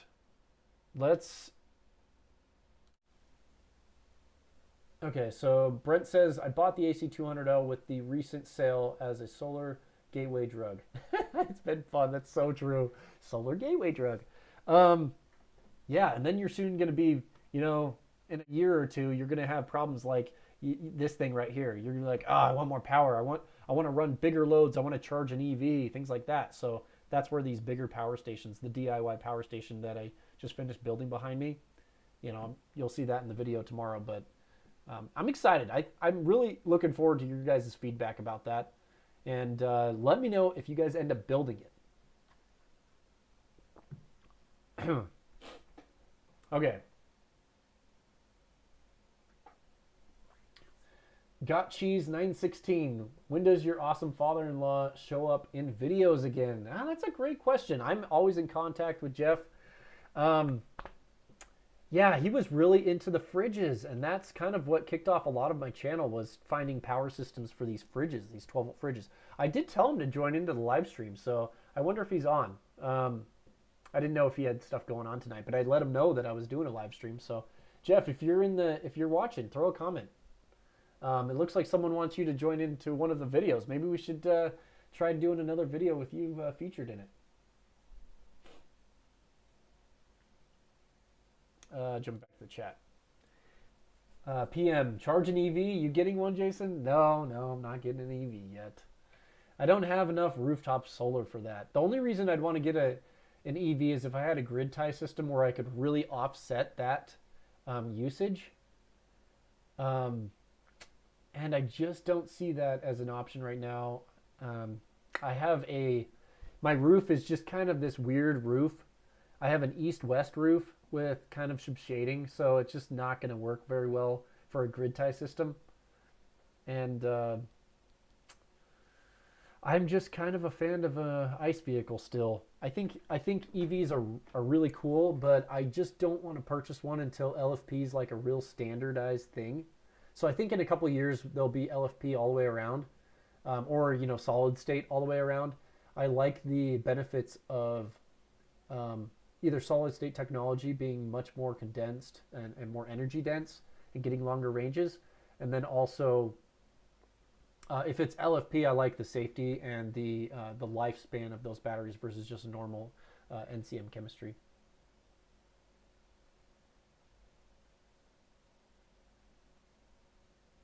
Okay, so let's see.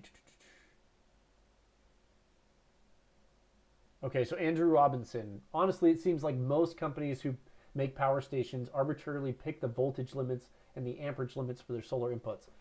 So actually, it's kind of a the 60 volt thing is more of a safety issue, and this is what I've gotten from my contacts with these companies as I've spoken to the engineers.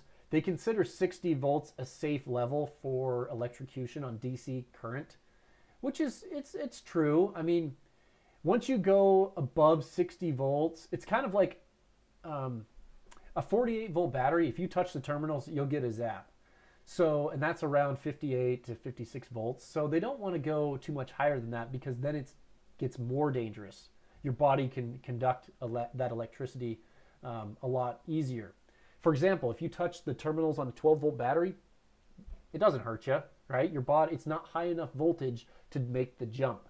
But if you have sweaty hands or it's in a humid environment and you touch a 24 volt battery, you can actually get shocked by a 24 volt battery, which is around 30 volts.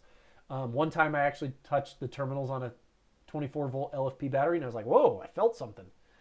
But a 48 volt battery is pretty dangerous. You got to be very careful when messing with 48 volt batteries. You just want to make sure that you never touch, both terminals. And the reason is at 50 to 60 volts, you can become electrocuted with DC current. So power station companies have kind of come up with this 60 volt cutoff as a safety limit. Does it mean anything? I don't know. Like, if you're going to get, I don't know. I think 150 volts, it should be the minimum on all these power stations for solar charging, 150 volts. And then I'd love to see 500 volts on the bigger systems.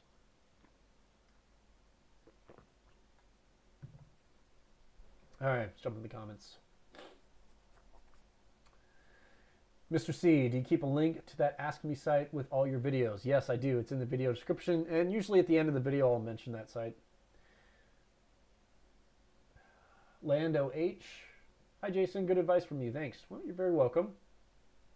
Practical Gadgeteer. No more exploding battery packs. Yes. If you guys want to see a cool little video, speaking of Jeff, we were on a family camping trip a long time ago.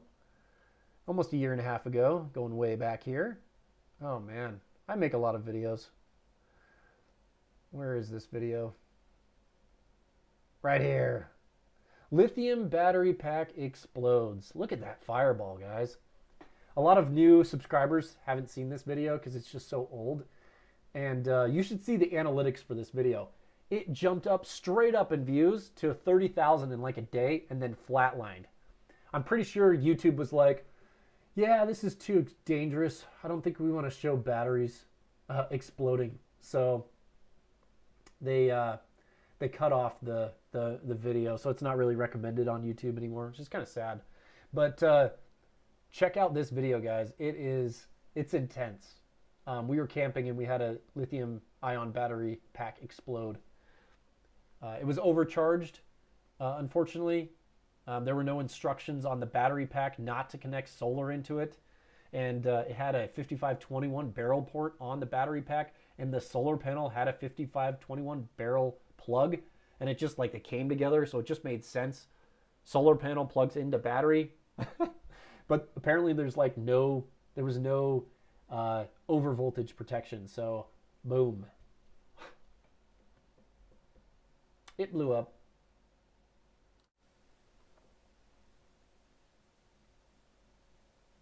Okay, Mr. C, will your videos of the build compare to pre-made systems? Yeah, I'm thinking about doing a video like that down the road.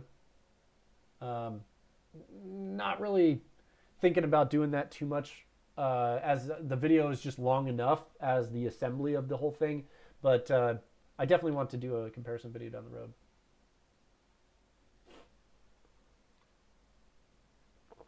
Susan says, it's such an informative experience. This has been my first live stream. Thank you, Jason, Pekron, Oupes. Yeah. Good luck in the giveaway. And make sure you've entered into that. I'll post the link. Actually, let's see. I'll post the link one more time as we're kind of getting to the end of this. I don't know how much longer I'll stay on here. Okay, we got a super chat. BMW Guy 206. Let's see. Thank you for your YouTube videos, your wealth of knowledge. I recently got into portable power stations with the Black Friday sales. I'm likely going to get the Oupes Mega 1 or the Pekron E1000 LFP. Both those options are excellent. So in this video, I'm actually giving away a Mega 1 and a Pekron E1500. So maybe wait a couple days. The reason I say that is I'm going to be picking the winner in about 48 hours. So enter into the giveaway. I just posted the link to that in the chat. So enter into the giveaway, and maybe you won't have to purchase one. Maybe you'll end up winning one. So I think you said, yeah, you said you're most likely going to get it. So you haven't purchased it yet. Maybe you have a chance to win one. And thank you so much for the super chat. I really appreciate that. Let's see. I have one. Maybe we can cover. First of all, does anybody, I would say I'm going to open this last couple, maybe 20 minutes or so, to any questions that you guys have.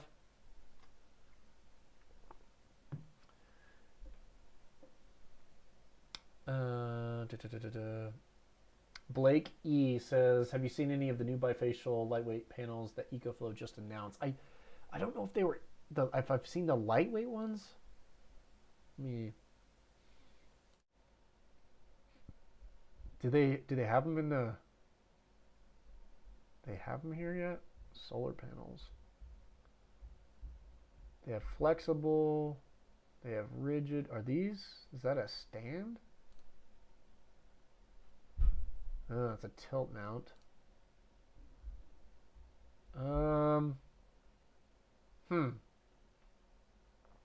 Interesting. I don't think. Well, is this like one of those smaller ones?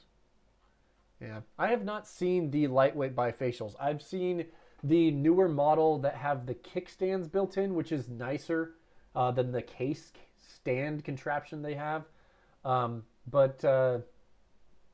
I'll have to keep my eye out for those. Thank you.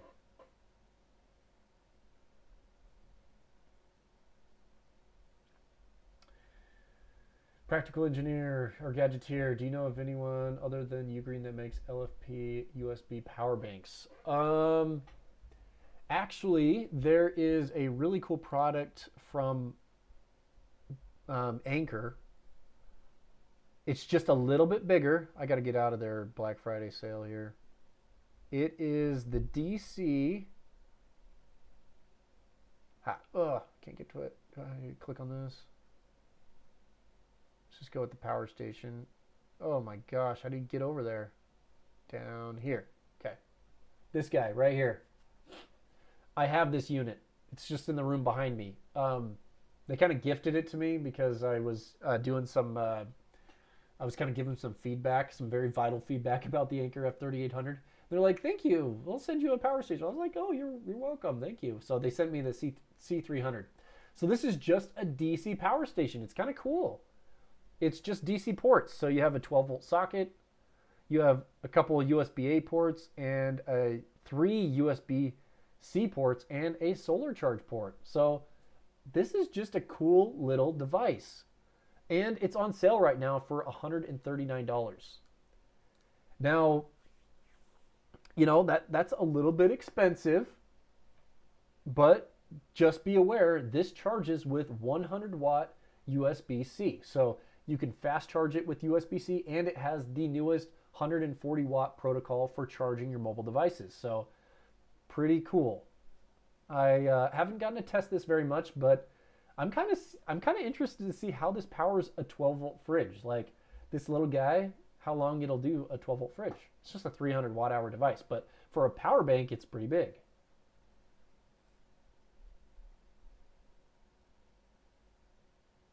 Okay. Travel Diva 2. Thank you for the super chat. I really appreciate it. Thank you for supporting the channel. Thank you. Okay, Adam Rose. Okay, I love Bluetti as a company, but absolutely do not understand where they're coming from with the hands-free backup. Yeah, that power station's pretty interesting. I did pass on the review option for that. I think a lot of other people passed on that too. I try to. These power station reviews take me weeks. Okay. I try to have a video out every week, so I'm just constantly doing these power station tests in the background. But the weeks leading up to a video, I'm just testing. And then the week of the video, I compile that all together and do kind of the intro and outro and things like that. Anyway, I test these forever. So when these companies are like, hey, review this, I have to really consider if it's worth it or not. So I kind of passed on those backpack models. Speaking of that, I kind of want to let's see. Were they under the solar generator? They were under the 1 kilowatt hour.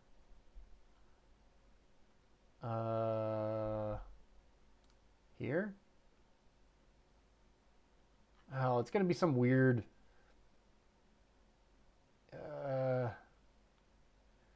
Sorry guys, I don't know where I'd find those, but they're very, very interesting. Maybe we'll try in here. Ugh. Wait, they're still selling the... Okay, sold out. I was like, there's no way they're selling the AC200 Max and AC200P anymore. Scenarios. What's a scenario? No. Home energy. Oh, wait. Limited time? Elite V2. There we go. Hands-free backpack. Finally. Sheesh, man. Sometimes you really got to dig through their websites to find these products. So 100 watt solar panel, it's got storage and a 300 watt hour, almost 300 watt hour device. Kind of an interesting concept. You know, give it to Bluetti for their creativity with these products. Sometimes, like, no other company would come out with something like this, but Bluetti, you know, kind of has the guts to do it. They'll probably sell, like, hardly any of these things, but if someone really needed a niche for a backpack power station, now you got a nice LFP option.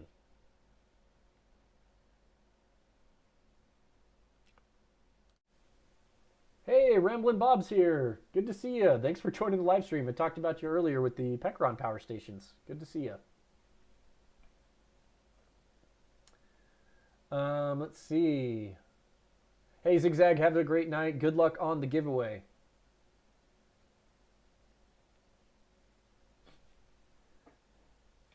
Have you heard of the F3800 firmware updates to allow AC charging while using the output?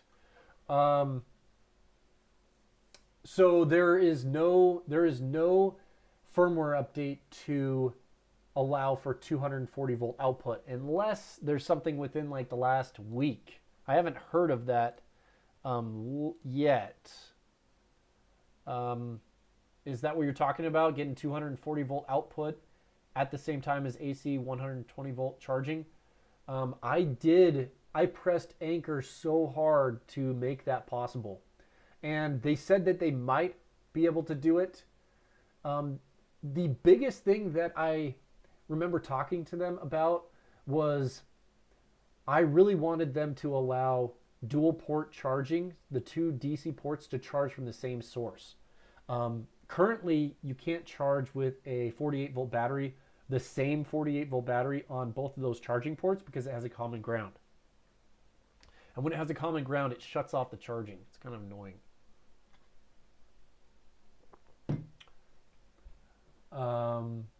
So Juan, are you saying they did put out a change, or you're saying you want them to put out a change? Because if they do, or if they did, I will definitely, I'll look into it. But I have not heard of that, and that would be like a game changer for the F3800. Katie's Camp Kitchen. The thing I liked about the backpack power station is that it would easily fit behind my van seat and shower wall. Yeah, that's a great option.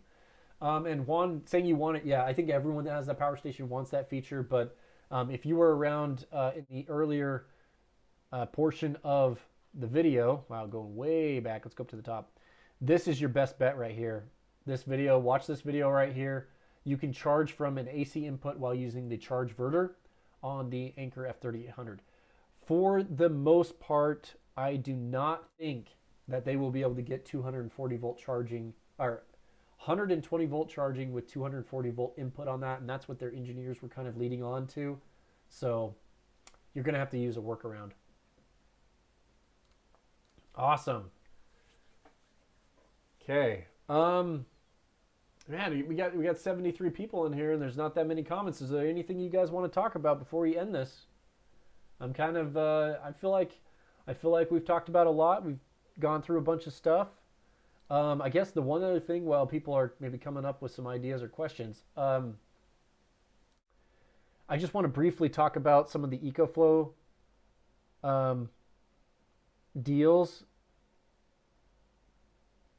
Check out this one here, guys. The EcoFlow Delta 2. So the previous gen, $399. That is the lowest price that I've seen on this. This is a 1,000 watt hour power station, 1,800 watt inverter, LFP power station, good stuff. It gets 500 watts solar. You know, it's pretty good. The only downside to this power station is the fans. They're a bit loud. But $399. Gosh, is that beating the... I think that's beating the Oupes Mega 1. Isn't it? Yeah, I'm pretty sure that's beating it. Yeah, $439. Look at that. That is crazy. So you can tell that they are just selling that thing off. The reason they're selling this is because they came out with the Delta 3. If you remember the Delta 3 Plus, I just barely put out that video. Yeah, about a month ago, maybe longer than that. It's the upgraded version of this, but this one's just plenty capable. Let's see. These River 2 series, pretty cheap as well. Delta 2 Max at 50 cents per watt hour, $9.99. That's a pretty good deal too. Okay, so then if you're looking for mega backup, this is the lowest price I've seen on the EcoFlow Delta Pro Ultra. $5 grand.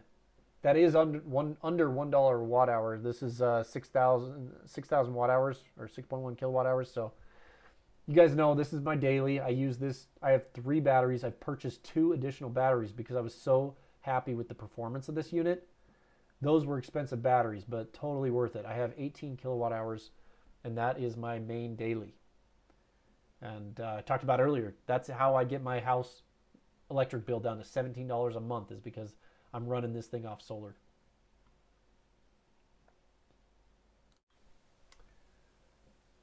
Okay, let's see. Got Cheese 916. What's your favorite portable power station and 12 volt portable fridge? My current favorite is the Iceco VL60 Pro. It's a little bit, it's a classic model. Portable power station, I've kind of been into running them off 12 volt batteries, just 12 volt standalone batteries, but I think for the value, the Pekron E1500 is a really good value, and then also the, I mean, they're just all, you can't really go wrong with any of these. That I kind of like to lean towards a power station that has a high DC output, and so the Pekron E1500, you get a balance of a pretty large battery with a 30 amp DC output. So that's kind of a good balance. Also, the Pekron E600 allows you to get a high DC output, I think. I'm trying to remember. Pretty sure. E600, let me look really quick. I'm pretty sure it's the, oh, maybe not. Oh yeah, so you don't get the 30 amp output on the E600. Okay.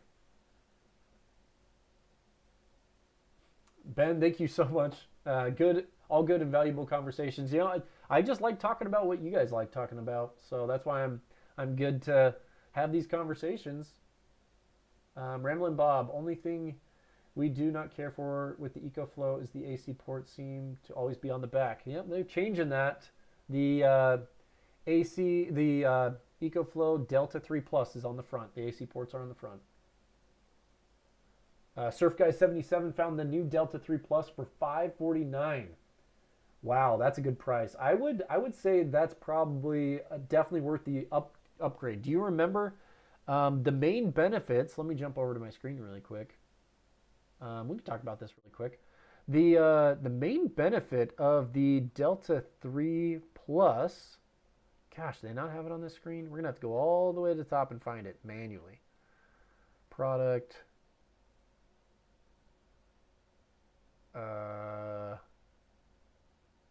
Don't be hiding it. Where's the Delta 3? Why would they put the Delta 2 in front of it? What the monkeys? Why is the Delta 3 not listed here? Delta 2, Delta. All right, this is accessories. Okay, well, I didn't click on that. Sorry, guys. Let's try to get to this. Sorry. Okay, there we go. Wow. Okay, the Plus. Wow, $549. That's a good price because it's listed for $699 right now. Okay, so the benefit. See, okay, say Ramblin' Bomb. Here you go. AC outlets on the front. It's awesome. Okay, so the main benefit to the Delta 3 Plus is the 2 solar inputs. This can take 1,000 watts of solar. It's crazy. Or what if you wanted to charge from a solar panel on one and then charge from your car on the other? You could do that too. The benefit to the Delta 3 Max is that if you have the XT60i cable and you modify it to a car and you connect it directly to a 12-volt battery like in your car, you can charge it like I think it's like 200, almost 200 watts from 12 volts. So you can get 200 watt charging or a little bit higher than that without a car charger. It's awesome. You'll have to watch my Delta 3 Plus video to see that. I show that in that video, so keep an eye on that video. It's kind of a complicated subject to talk about, but I do cover that in the video. But I think that price is really good. This power station was very impressive. I actually, it's kind of my favorite mid-size right now because the fans are completely silent. You don't even hear them. It's awesome. Going back to the chat here, Sandy Rose posted again. If you want to enter into the Pekron and Oupes giveaways, make sure you fill out that form. Christy Snoots paid $416 for the Delta 2 during Prime Day sale. So you paid a little bit more money. You can reach out to them. They might price match you. They might give you a $16 refund. Reach out to their customer support. It's pretty good. I purchased a product, and I think it was less than 30 days. I don't know what their standard is, but sometimes they'll price match you and they'll give you a small refund of the difference. So I'd recommend reaching out to them. Mr. C, testing power stations that failed to do what they claim. So I talked about a little bit earlier how it takes me so much time to do these power station videos. Like you're talking weeks, right? Weeks of my time. And so I am very careful to not make that time wasted. So I try to choose companies and power stations that are going to be worth my time and that you guys are actually going to want to buy. I've really dropped away from testing like crap because I'm not going to waste my time. I'm not going to waste your time. As you guys see, these prices are pretty decent, even on these budget models. So I think as long as you stick to some of the bigger brand names and just stay away from all of the brand names with like full consonants in their names, you'll be fine. I mean, some of those brands, man, they just make me laugh.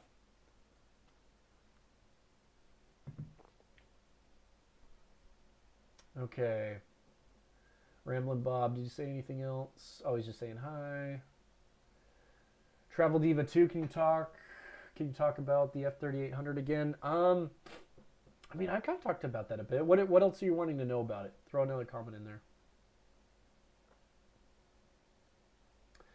Christy Snoots is asking if you've ever seen my spreadsheet. Yeah, we could. I kind of want to just bring that. I can show that really quick. So if you go to my website, the easiest way to get to the spreadsheet is by going to my website, jasonoid.com. And then you just go scroll down and you click on this power station grading chart. And then now what I've done is I've made it a downloadable PDF version, so you can download it and like copy and paste and zoom in and things like that. It's a little bit easier to use this version if you're wanting to get closer detail. But if you want to view it, this goes to the online updated version. And look at that, there's some people in here. I always love seeing people in this, looking around. I try to keep this up to date, but basically all the power stations are sorted by the grade they get. Now guys, these prices, it's impossible to keep up, so these prices are just, they're not going to be accurate. But if you want to see the grade it got, and then the red things is where it failed to meet the goal, and then the green things are where it passed. But you can see, guys, the progress of power stations over the last couple years. I mean, these all down here are the really, really old power stations. And look how much red there is. And then the newer models, they're mostly green. And then going down to the larger power stations, they're so feature packed that you just mostly have green here too. Still don't have a perfect score though. No power station has ever gotten a perfect score here. Now, if you check the second tab, make sure now this is the important part, you check the second tab and you just have tons and tons and tons of data. This is all performance data for each of the power stations I've tested. So like you can see, for example, right here, if you go to the tested DC capacity, watt hours, and then the tested AC capacity, the percentage loss per hour on the AC inverter and the DC output, the UPS, the measured UPS cutover times, this is a big deal. The actual cutover time that I measured with my oscilloscope, the voltage output. Anyway, it's all in here. You guys know about this, but anybody that hasn't, you guys can check that out.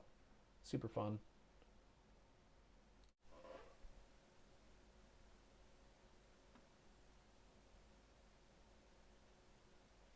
Okay. Let's see. Andrew Robinson. I have a Bluetti AC200L, which is fantastic. Really wish Bluetti released a newer product that plug into 48-volt port. It's such a waste to only have a D40. Yeah, that was my one complaint about the AC200L is it was only, they didn't really like plan that out for future use. Like, it's only an output port. Like, why not make it bidirectional? Why not make it a direct connection to the battery? And then you could really utilize it. And that's kind of one of my complaints about Bluetti sometimes. I really love their products, and they have so many good products, but I just feel there's a lack of design between their product lines. Like, for example, the AC240 is a waterproof power station, 60 volt cutoff, crazy big capacity. And then you have the AC200L that has 150 volt input, and it's not waterproof. And it doesn't have a 30 volt, the 30 amp output, and the AC240 does. So like, what determines what the product has? And like, are they just like throwing darts at a board saying this power station is going to have this feature? Like, that's the only complaint that I have about Bluetti. And I wish they would just listen to my feedback and say, hey, let's make some designated product lines. Like, this is for your portable setup. It's going to have low voltage solar. This is for your home backup. This is going to have high or medium voltage solar. And this is for your home backup. Serious big stuff. Anyway. Oh, I'll get off my rant box on that, my soapbox on that one. Let's look at comments.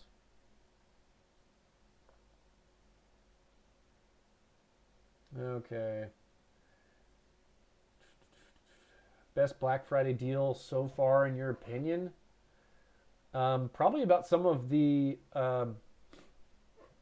previous deals we've talked about at the beginning of the stream. You could jump back and see those. They would be considered the Oupes Mega 1, super good deal. It's like $430. The EcoFlow Delta, the EcoFlow Delta 2 at $400. That's an extremely good deal. The Pekron E1500 is also a very good deal, including, just the price savings. Pretty much everything you see out of all the power stations is going to be the lowest price of the year. So if you've been looking at a power station or a battery or whatever, now is the time to buy. These are great prices, especially with the inflation we've been dealing with. Let's look at, let me just show you. One of the best deals that I saw right here. Look at this, guys. F3800, $2,400. That is a really good deal. Now, you do have to kind of deal with the perks of that power station, or the quirks of that power station. And I have plenty of videos over that. But that, I'd say that's a really good deal if you're looking for a 240 volt option. But just be aware, you're going to have to work with the 60 volt output, and the 240 volt output when you're charging it shuts off. So you kind of have to charge it through the DC ports to keep that on. But yeah, I do not recommend going with their solar panels just because they're very expensive. You can get 400 watt panels locally for very cheap. Okay, let's see. Blake E. One of my favorite things I appreciate in the reviews is the AC idle consumption. I often run LED lights that are 50 watts or less. Sometimes they need them to last for 2 nights. Yeah, that's you're going to want a power station with a very low AC output or AC consumption. Have you looked into? Oh, that's okay. LED lights that are 50 watts. Yeah, that's kind of big. Those are like, you must be talking about like spotlights, like you know, those work lights. Those are kind of cool.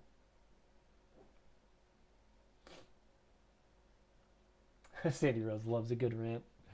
Nice. Okay. I understand that you can use power bank mode on some of their batteries, but you have so many batteries that not inoperable between all of the units. Yeah, that's kind of hard with the expansion batteries.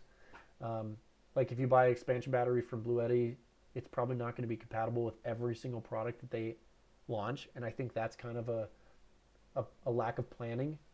Like I wish they would just have a compatibility across all products. Okay, well, could you do a video on accessories for power station 12 volts and USB? I do have a video about that, actually, trying to survive today. You're just going to have to go way back for it. And I'd say it's still pretty accurate. Guys, you got to look through my old videos. There are just, I mean, I have over 300 videos. And if you go way back, I have a 12 volt accessory. Wow, is it going to stop loading? Okay, there it goes. Let's see. It was around this time period. There you go. Top 5 gadgets for your power stations. LED lights, 12 volt fans, USB fans. This is a really cool video for that. It'll just give you some ideas. Let me just post this in the chat. You can watch that. It's sure I could probably do an updated video, and maybe I'll just think about that. But there are a lot of 12 volt devices, and if you're looking for someone that's got a lot of really cool 12 volt devices on their channel, check out Katie's Camp Kitchen.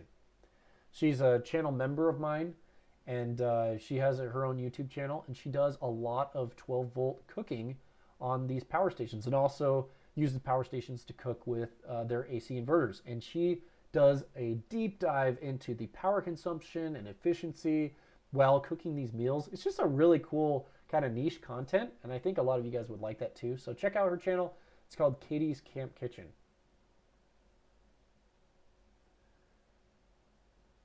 Okay, so great question. We have Workow 205. Let's bring that up here. So this one right here, Workow 205. Most solar retailers require buying a pallet worth of panels. Any recommendations on buying 1 to 3 panels for us cheapos? Yes, I have a perfect video for you on that. Going back to my channel. So just a little bit ago, yeah, it was earlier this year, right here, best deal on 400 watt solar panels. Okay, this video right here goes over finding 400 watt residential panels locally, brand new. Now basically how this works is someone's going to go out and buy a solar panels or a pallet of solar panels, and guess what? They're not going to use all of them, so they're going to sell them locally to someone, whoever is interested in buying them. And so if you go on Facebook Marketplace, you can find 5 to 10 people who are just selling 400 watt panels. The best thing is they're selling them for around $100. Now that's going to change a little bit, whatever area you live in. But let me just, I'll put this one in the link in the video chat. But this one is a great video, super helpful. I would definitely recommend watching that video. Look locally, find brand new solar panels. You could usually they're selling them any quantity from 1 up to 20. I've seen groups of 20 solar panels before, and they're brand new on a pallet, and you just go pick them up because they'll use, 25 pallets for they'll use 25 panels for their installation, and then they add a pallet of 36. They're going to sell off the rest. So every single solar panel I have in my system, I've purchased for $100 to $150. So it's an excellent idea. And why pay full price, guys? And you don't have to pay tax or shipping. It's amazing. Look locally. Even if you have to drive 2 hours. Sure, it would stink to drive 2 hours to get a group of solar panels, but it beats paying $350 shipping and tax on it. And they're charging more price on these online stores. So if you find it locally. The other benefit is if you have Signature Solar close by or Current Connected, these local or Santan Solar, there's all these companies that sell solar panels. You might actually live right next to one and you just don't even know it. So just look up the online retailers for these solar panels. Another option, guys, and this is another one that works good, is called SunGold Power. Now, I've noticed that SunGold Power will actually sell solar panels at a pretty decent price in sets. So let's do, let's do this. They're going to be more expensive because they're not going to sell them in the bulk that Signature Solar and all them do. But if you'll notice, you can purchase these with 2, 4, 6, 8, so you can purchase them, but they're just going to be more expensive. No, I don't want to spin and win. So yeah, this is another option. If you absolutely don't have anything near you, at least you can buy them in 2, 4, 6, and 8. You're just going to spend more money doing it. But hopefully that helps, and I appreciate the super chat. Thank you.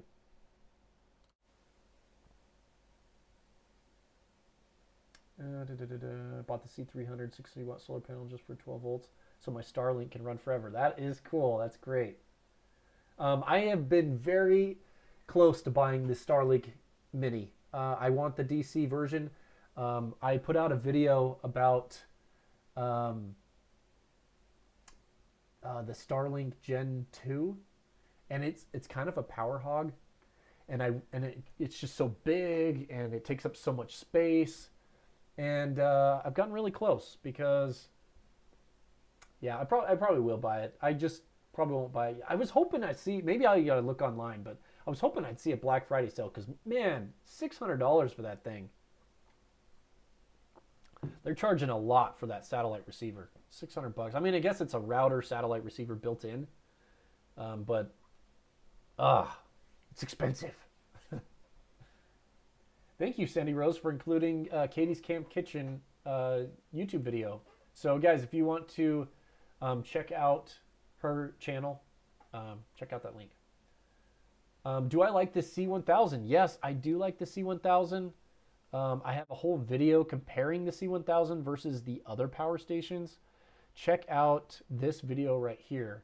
This is where I compare the Delta 2, the C1000, and the Bluetti AC180, because those are kind of the 3 powerhouses for a mid-sized power station.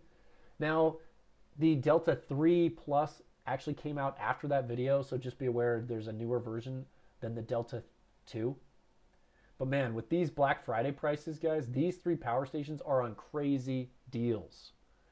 We already talked about the Delta 2 being $399. That is a crazy price.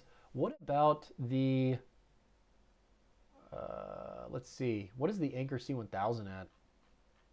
Let's see what they're priced at. $449. That's not bad. $50 more than the Delta 2. This is a little bit more compact than the Delta 2. It does 100 watts more solar than the Delta 2. And just trying to think. The only downside is there's only one 12-volt cigarette port here, and you're good for about 138 watts, maybe 140 watts. I can't remember the exact amount. I want to see what the Bluetti AC...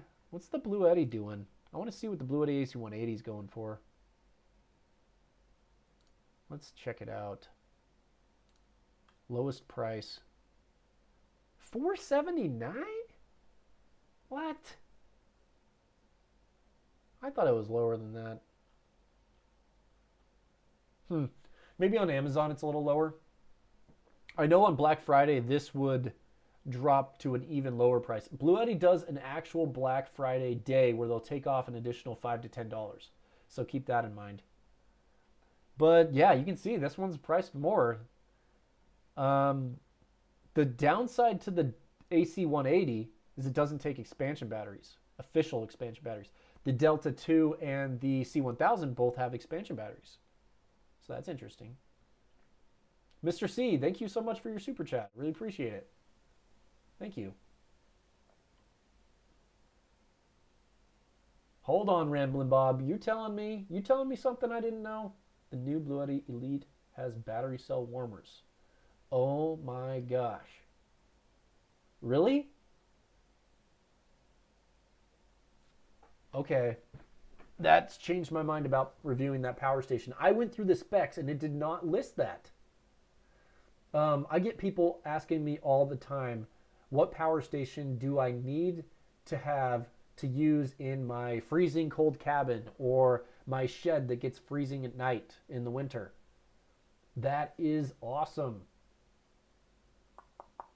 If the Elite V2 has warmers, that is so cool. Yeah, if it's not expandable, but I don't want it. Okay, that's the AC 180. Okay, let me check it. Let's take a look at the Elite 200. I'll give it a little bit of time. I'll look at it. I just couldn't stand the name, guys. Elite 200 V2. Where the freak is the V1? I'm just kidding. I have to give crap for that name all the time. I asked my Bluetti rep. I was like, who the crap came up with this name? And where's the V1? Sorry. New arrivals. V2. So funny. Okay, we're going to learn more, guys. You're going to learn more together with me. And Ramblin' Bob, if you're wrong here, I don't know what I'll do with you. Okay. They're not listing it here about heaters.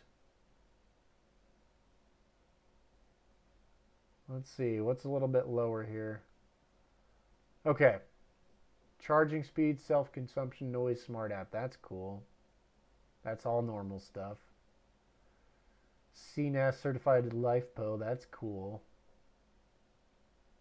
Nothing yet. Fast UPS. That's. I mean, it's going to be good, but that heated battery makes a huge difference. I just put that thing in my shed and call it a day.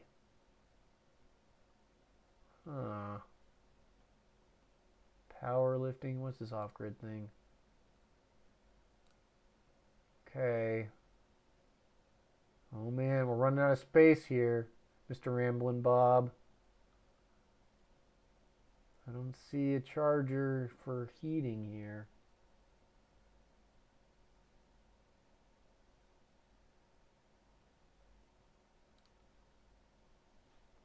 Okay, 1000 watts input, 60 volts. Use the car charger, dual charging, sure. Wall charging, yeah, that's standard. Where is it? Wear resistant materials, grade A, grade battery cells, I don't know what that is.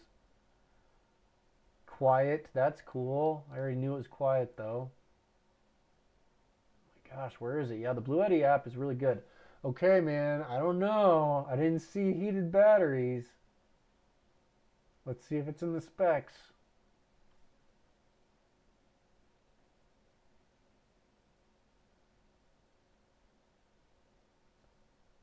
I would be so interested in this.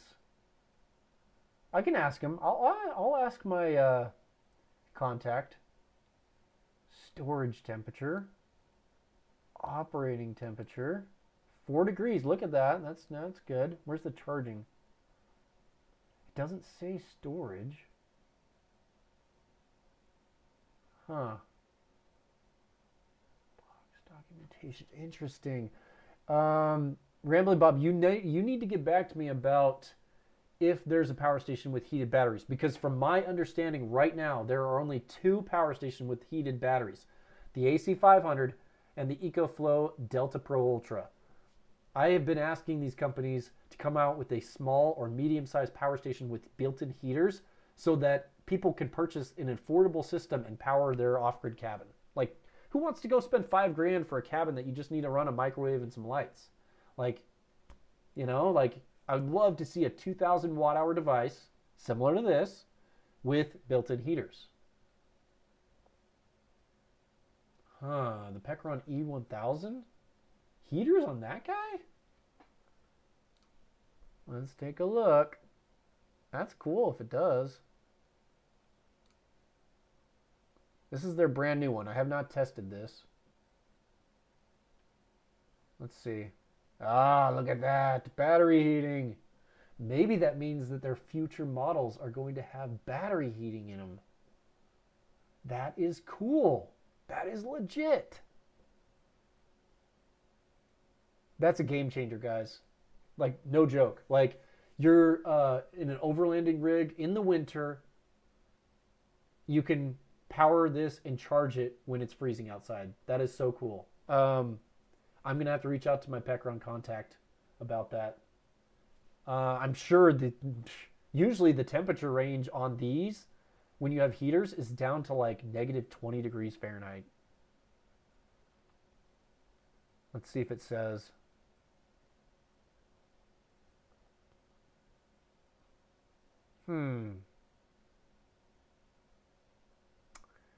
It might say, yeah, negative 4.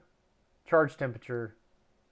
Well, this is kind of interesting here. It's only going to charge between 32 degrees up to 113 degrees. So the battery is going to self-heat until it's 32 degrees. Usually on self-heated batteries, it's like negative 20 degrees. Like, they can handle quite a bit of cold. And the other benefit is even with the heaters, you kind of want to insulate it, right? So just put it in one of those, put it in like a lunch box. Like, those insulated bags that are like lunch bags? Put your power station in there, and it'll definitely warm up. It'll create its own heat for sure. That's one way to keep your battery, warm. Thank you, Ramblin' Bob. That's cool. Thank you for sending me that. Now, I understand there was a little, mishap with the Elite V2, but, I'll forgive you. That's cool that at least one of these power stations was, yeah, that's funny. Let's see. Oh, yeah, Jim McPartland's like, uh-oh, new test for your reviews. Oh, my gosh. See, I love this, though. That is a really cool feature. That's something that's going to be super useful. Like, I see all these, like, fancy features that I don't really give a crap about. And then this is something that's going to make a difference, these heated batteries, because that's the main reason I don't recommend power stations for, like, a winter setup, is because they don't have heaters in them. Unless you want to spend, like, $5+ grand on the AC500 and the EcoFlow Delta Pro Ultra. I mean, that's cool. People need to learn from Pekron. Like I really like Pekron power stations because they are innovating. They are doing really cool things, and that is sweet. Okay, let's see. I forgive you, Bob. Okay, read my comment about the extra battery. So unless they make an external battery with heaters, no point to expand the system. Yeah, that makes sense. I mean, I wouldn't plan on expanding. That's like a perfect power station for a 12-volt fridge and a small camping setup, 1,000 watt hours, that'll run your fridge for days on end with solar. Yeah, that's cool. Okay, what did it say? How would you test a freezer chest? Huh. It's a good idea. I do have quite the large 12-volt fridge. I have the Iceco VL74, which could basically fit a dead body. I mean, I'm sure that could that could fit a power station in there. I'm just joking. I would never put a body in a fridge. But it's pretty big. Okay. Let's see. Did I miss any other questions here? This has been a little fun at the end. Okay, sorry. I got a comment here from Adrian's. Tesla Cybertruck is a power station which can UPS back up your home. Yes, priced at 20K above the equivalent capacity for of Powerwalls. Yeah, I mean, I think the coolest option with these EVs, and guys, this is really, I don't know if you've seen, let me jump to, I'll bring my camera, this up. So there was this video, watch this, Bolt EV power station. Let me just, this might bring it up. Oh my gosh, what are we getting here? Don't show me crap. We're alive, don't show me crap. Okay, it's not this guy.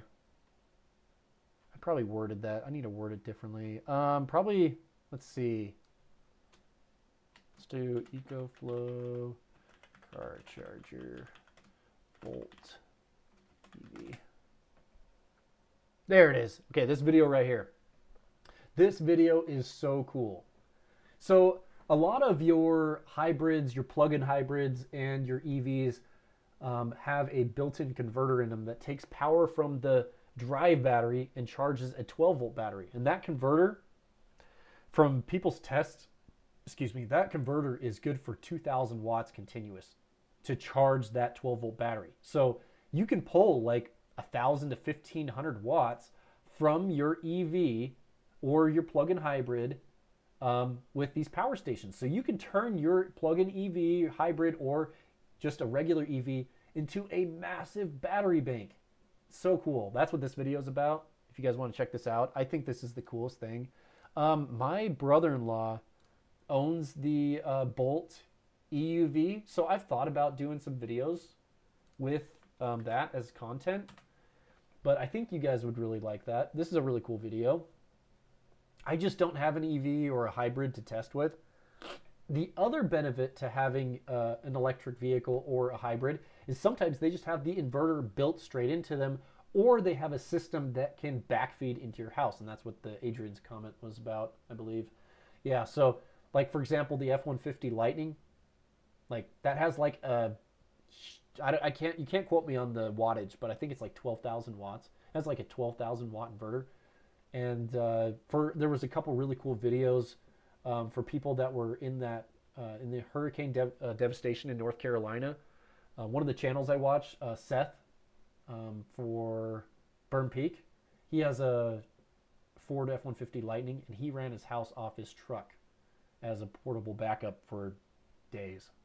So these EVs do add a lot of value if you have a way to get the power from the 12-volt battery to your power station. And that's what you have to do, is you have to use like an alternator charger. It would be really cool to somehow hack into the drive battery and get the power output in a more efficient way. And some of these power stations like the Jackery and the EcoFlow, they take up to almost 500 volts of DC input. So I'm wondering if there's a way to tie into these big drive batteries to charge a power station. And you're talking like pulling 4,000 watts from your battery. But when you have an EV that has 60 to 70 kilowatt hours of capacity, that's a huge, huge battery.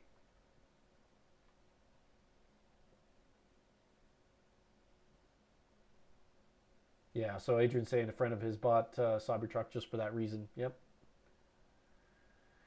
Yes, that 12-volt trick is the same as what it'd be for ICE vehicles, but you need to make sure you connect it properly. Yes, you have to use the proper wire gauge, things like that. Um, now, you do, so that's a good topic right there. I think that's a good point to talk about.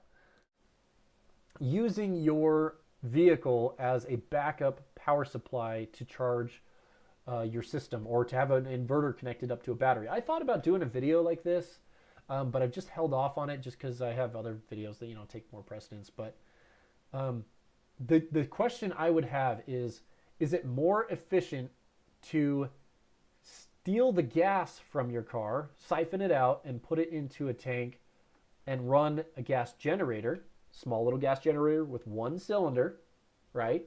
Little 150 cc. Or would it be better to stress your alternator, have your engine running to charge something, and then put that power into a power station? I personally think if you have the ability, like for me, I always keep my tanks half full. I never let my gas tanks go below half point. And that's just something I've always been taught for emergency preparedness. So I will always have 10 to 15 to 20 gallons. I mean, I have 3 cars. So I mean, you're talking 40 gallons of fuel. If I could siphon that fuel out, put it in a gas tank, and then run a gas generator, you're talking weeks and weeks of runtime versus running my car engine to use the alternator to charge the 12-volt battery, to take power from the 12-volt battery and put it in the power station. Now, it would be interesting to compare those two.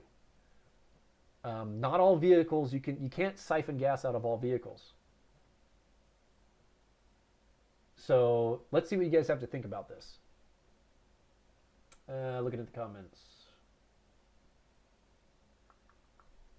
Okay. Let's see. Some of the 2024 Jeep Wranglers have a power box that can be plugged in and give you AC plugs. That's cool. PM says the gas gen would be more efficient. It's more tasing on the car. Yep, that's true.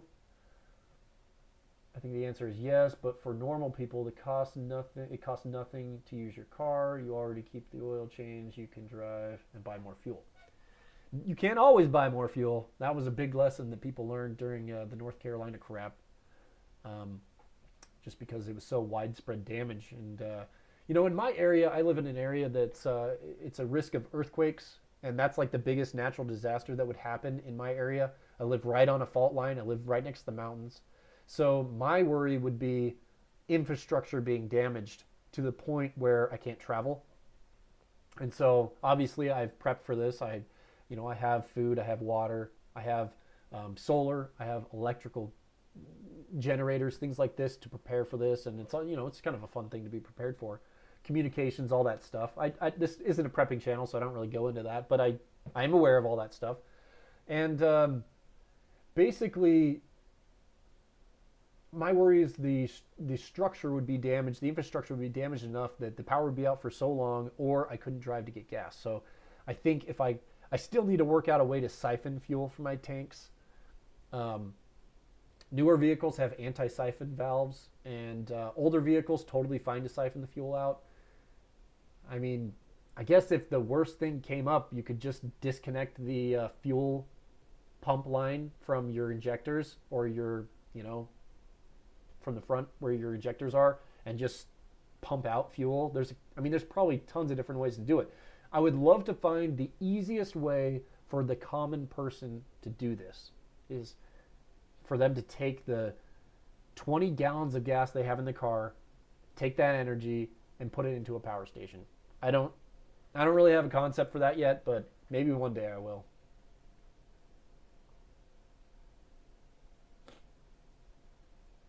Adrian says, seems smarter to spend 1K on a few 400-watt solar panels than on a gas generator. Well, you don't have to spend 1K. They're $100 each. 400-watt panels are $100 each locally. Just look locally. You'll find them on Facebook Marketplace. You'll find them on Craigslist. People buy a whole pallet of solar panels and they sell them for $100. But lesson learned about winter storms. I mean, I've had weeks of clouds on end before, and solar is not available. So, like, you need to have a backup. You always got to have a backup to your backup. So solar is priority, obviously. I love solar. but you always have to have a gas generator or propane generator or some other way to get power into your electronic devices.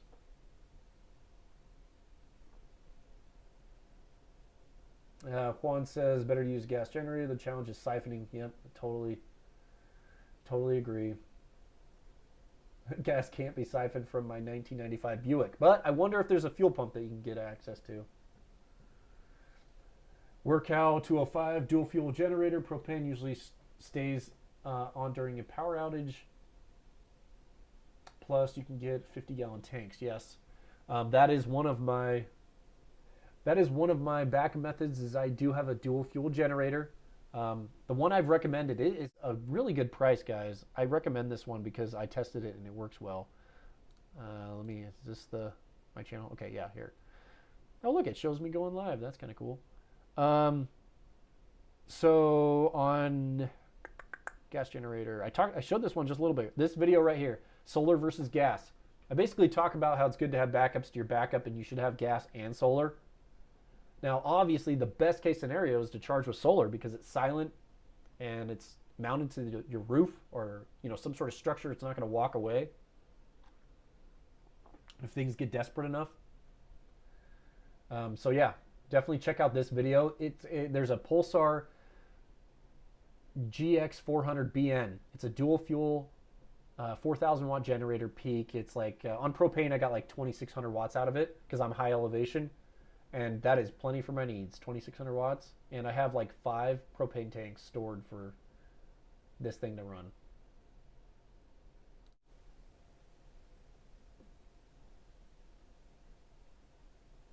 Okay, let's check it out.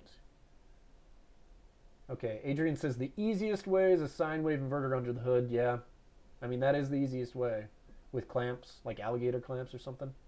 Actually, the most efficient way and easy way is to use one of those car chargers, the alternator chargers. The new ones now are really efficient. They're probably just as efficient as an inverter, and they take DC power to DC power. So your power station is also charging more efficiently. So I'd probably say for a long-term outage, the easiest and the most efficient way is to use a car alternator charger to get that power into your power station. Andrew Robinson, there's no conceivable way via the laws of physics that running a whole engine versus a whole vehicle engine can possibly be as efficient as running a standalone generator. I agree with that too. Ramblin' Bob Review says I always would keep extra solar panels if I had an array installed. What if I break 1 or 2? Yep, that's good to do that. Well, he's wishing that, hopefully I'm saying that right. Yeah, okay. He wishes that physics offered us more. And I believe in the future we may have some micro nuclear power plants, and that is where you get more than what you put in, right? With atomic energy, that's kind of cool.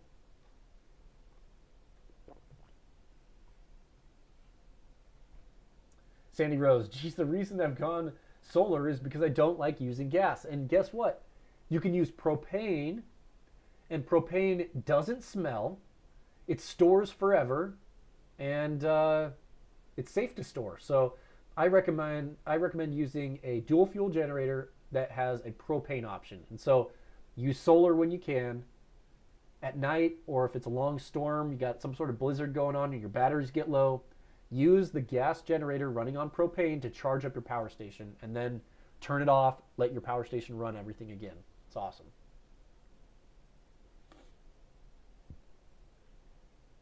Jeremy Pass says, I'm looking at upgrading alternators now.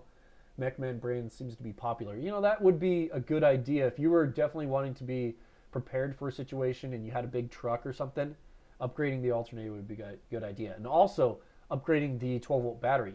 Whenever I buy a new battery for my vehicle, I always try to find a bigger size group battery that will fit in the same place. A good example of this is I have a Honda Accord. It's a 2014, and it came with this little teeny battery, like teeny. It looked like it came out of like a Barbie car. And that thing died. Anytime I would listen to music in my car longer than 15 minutes, or if I had the fan blowing, the thing would die. And so, especially if it's cold. And my wife got stranded a couple times because she was driving the car and had the radio on with the engine off. Anyway, stupid little Barbie battery. So I upgraded it to the V6 version. It's the same size slot, but the V6 engine has a much bigger battery. So I put the V6 engine battery in there, and it fits perfectly, and it works great. So please, when you're upgrading, did you guys know the cost difference between these batteries? A battery that's teeny and a battery that's a little bit bigger, if it's lead acid, they're the same price. You're going to spend $5 more for the bigger battery. Cool little hack there. And always buy your batteries from Costco.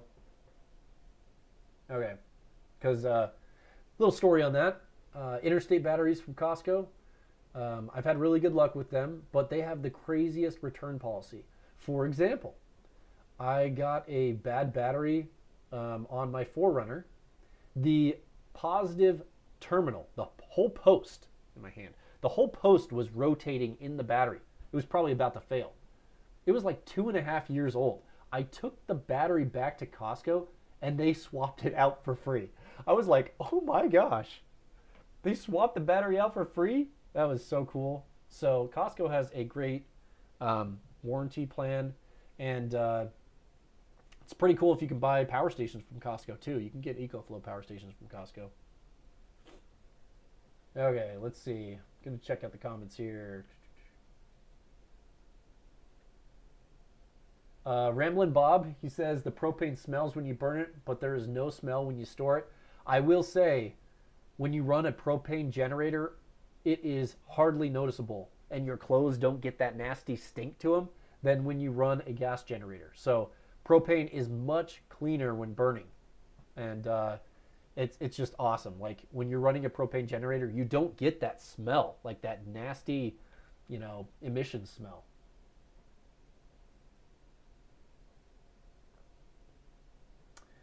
Jim McPartland says, those same tanks of propane I use on my grill. Yep, I have 5 of those, and they hook right up to a propane generator. Andrew says gasoline goes bad very quickly, so you're better off using propane. It does get less power. When propane burns, it doesn't produce as much energy, so the generator can't produce the full wattage. So usually when you look at a propane generator, it says the gasoline wattage versus the propane wattage. So you'll see that wattage is a little bit less, so that you kind of want to oversize your propane generator, because in my combination, I am high elevation and I'm running on propane, so it's not a good combo.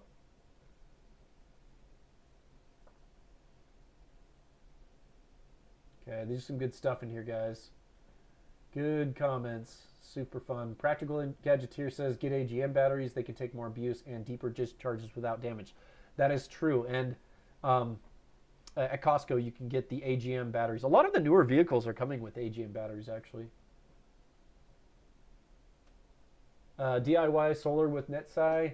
Are you ready to switch from lead acid to lithium iron phosphate starter for a starter battery? Not quite there, I don't think. I live in a very warm climate, so it's a high desert. So in the summer, we can see temperatures up near 110. I mean, this last year we got 107, 108. I think that's still a little too hot, because under that hood with the engine running, you're talking crazy temperatures. So I would not quite yet. I think for a boat where it's not quite as hot, it's white, it's usually in a nice storage area. It's usually a little bit more than ambient temperature. It's not in the same area as the engine. Probably pretty okay. And that's why you see a lot of these trolling motors or these starter motors or starter battery motors, starter batteries for motors that are for really small boat engines, but not really for a car. Yeah, that's maybe someday, but I'm guessing when solid state batteries become a thing, that will be the next big thing, is solid state batteries for car starter batteries.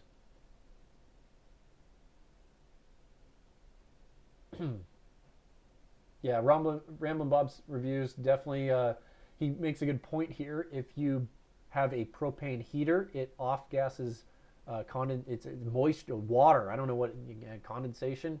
Basically, a byproduct of propane burning is water. So if you burn, if you have a propane heater in a tent or in the back of your car, you're going to wake up in the morning, you're going to have condensation everywhere. So I usually recommend sticking away from propane. I would recommend using diesel heaters. It's a dry heat and they're very, very efficient. You can get much more heat out of diesel fuel than out of propane. So these new diesel heaters are pretty awesome. I had my first diesel heater last winter and I was super impressed. Like if you're going camping or overlanding, you need to get a diesel heater. Stop wasting money on propane.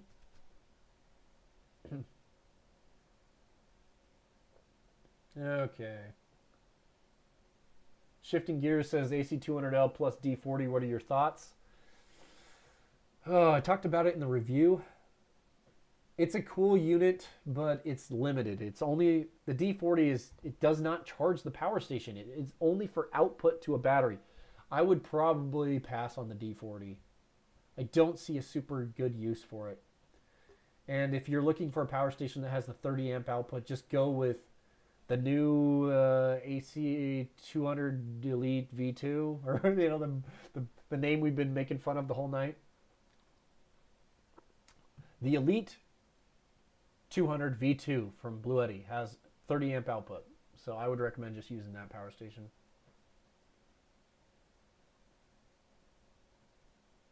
Okay. Adrian's asking if I have any running water I could put a water turbine. I wish. That would be amazing. I live in the desert. There's no water here. I got a couple of questions about alternator chargers. That's cool. In your Bluetti Charger 1 review, you mentioned that the first of its kind in that is adjustable output voltage feature. Yes, it is. Yes, that's the only thing. Doesn't the EcoFlow charger have that too? I don't know. From what I understand, the EcoFlow is not adjustable. It's the charging speed that's adjustable, but it's still charging that power station at the 50, because it's a 48 volt battery. All those EcoFlow power stations that are compatible with the EcoFlow car charger, those are 48 volt power stations. None of their smaller models are compatible, so the voltage is not adjustable, just the charging speed is adjustable. However, the Charger 1 allows you to go from 15 volts all the way up to 56 volts. So it'll work on your little baby power stations, your medium-sized power stations, and your big power stations. And what'd be kind of cool is if you could like, oh man, it'd be cool if they made a bigger one of those. It's limited to 500 watts, but you know, 500 watts on an alternator is a lot of power. You're welcome, Jeremy. Happy to answer your questions. Ramblin' Bob Reviews. Always wanted to buy a diesel heater. Definitely recommend it. They are super affordable too. Just, I do have a video with a diesel heater. Let's see. It's going to be, right here. First time setup. So, I would recommend checking out this video. If you're interested in a diesel heater, I modded this diesel heater. I kind of made it my own. So it's like a plug and play. So if you guys are interested, check that out. It's in the chat. On generators, are they rated at peak?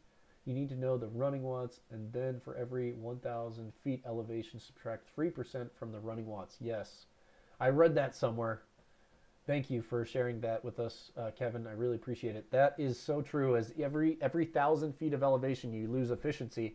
And so on my propane generator, it's rated for like 30, I can't remember. It's like 3,000 watts or 3,200 watts peak. But I only get like 2,600 watts from it because it's propane and it's high elevation. Okay.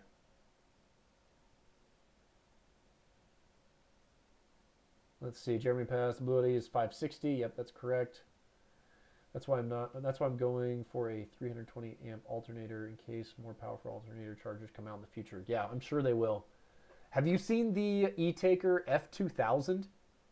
Someone recommended that to me. It's a 1,000 watt alternator charger. So it's similar to the EcoFlow alternator charger. I'm like, guys, you can't be pulling 1,000 watts from an alternator, a stock one. Even like a massive dual alternator diesel is going to be like, yeah, that's 1,000 watts is over, let's see, over 100 amps. I mean, that's a lot of power. 100 amps. Like, you know how big those wires got to be?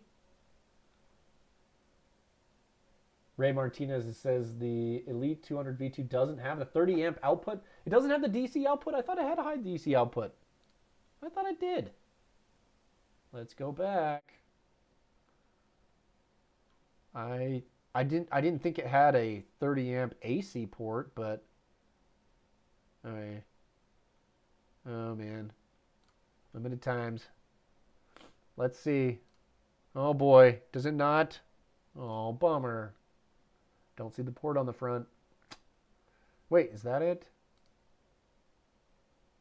Oh, 10 amps. Okay, I stand corrected. Thank you for the correction. See, I'm telling you, I'm not super familiar with that power station. I haven't reviewed it. But man, Ramblin', you got me excited about that thing when you said it had built-in heaters. Bummer. Okay. Yeah, Andrew Robertson says the D40's never been on sale. Yeah, that thing is, that's such a niche product, I don't think it's ever going on sale. Okay.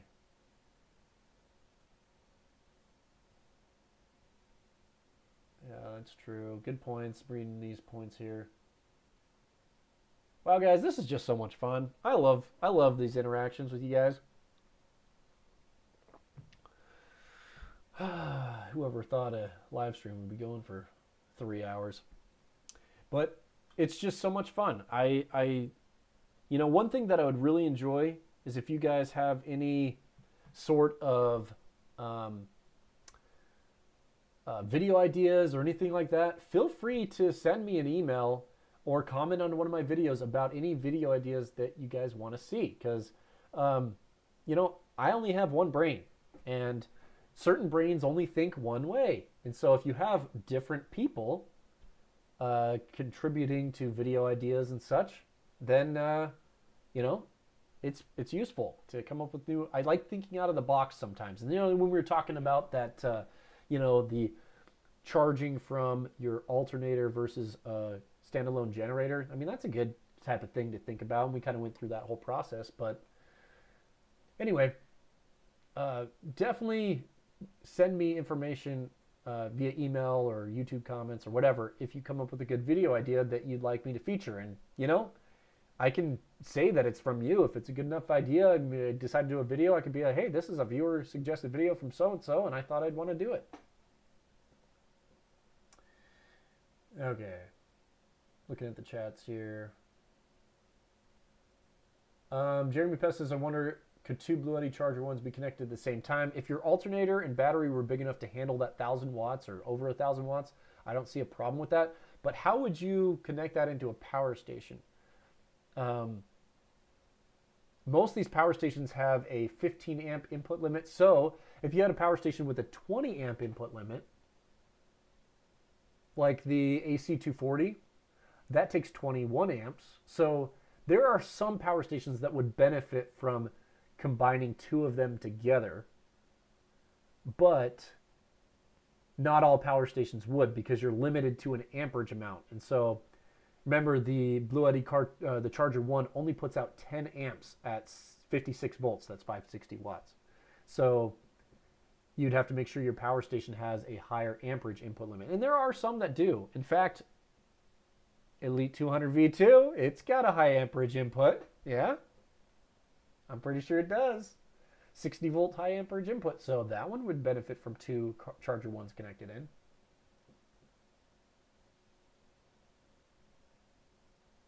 Oh, Jeremy, you only joined 20 minutes ago? You got to turn on those notifications, man. You got to ring that bell, like, you know how all those other channels ring that bell. Then you'll get notified for whenever I put out a video, whenever I'm on a live stream. If I do a YouTube community post, you'll get notified on that stuff. So if my channel is important enough to you, you can click that subscribe button and the notification. Well, you're subscribed because you're chatting, but the notification button. Okay. Outbound Power has the Anchor for $23.99. Yeah, Presto Moto, the Anchor F3800 is $23.99 on Anchor's website. We were showing that a little bit earlier. I actually probably still have it up. Oh, nope, gotta go back. Here we go. Right, look right here. I just noticed this price drop. $23.99. Crazy price. Absolutely crazy.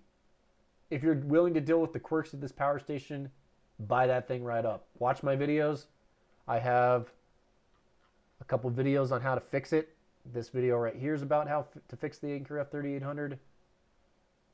And these two. This one right here is connecting up proper solar panels, and this one here. Now they released a firmware update on the Anchor 3800 that makes it much better for solar panels. So just keep in mind this video is a little outdated because it came out before the firmware update. Okay.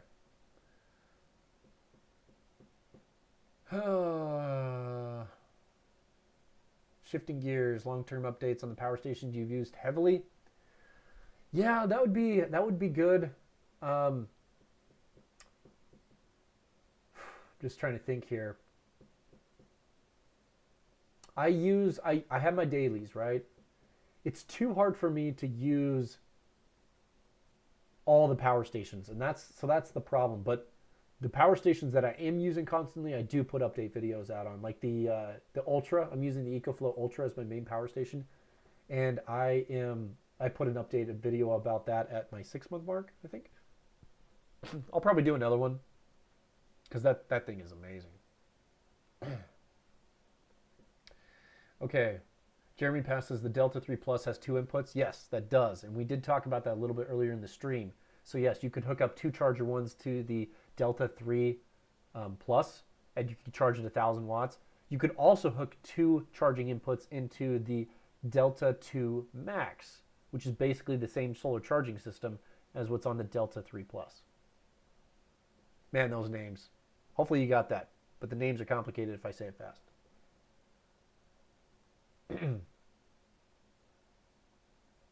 What? PM says he has the bell turned on and notification is enabled, but he did not get a notification for the live starting. That is lame.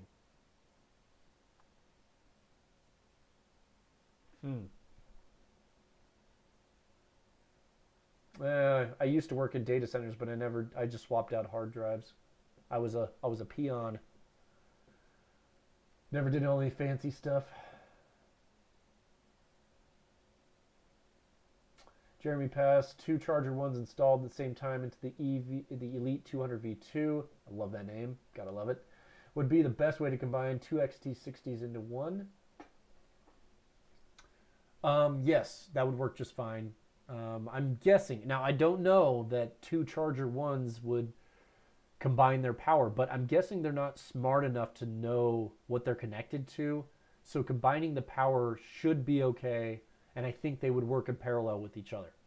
I can't guarantee that because I haven't tested it, but I have a good feeling that that would work. Sandy Rose says she got notifications 20 minutes late. Thanks, YouTube. Shows how important I am. YouTube is slacking off. I agree, Sandy Rose. Presto Moto is asking about my dirt bike.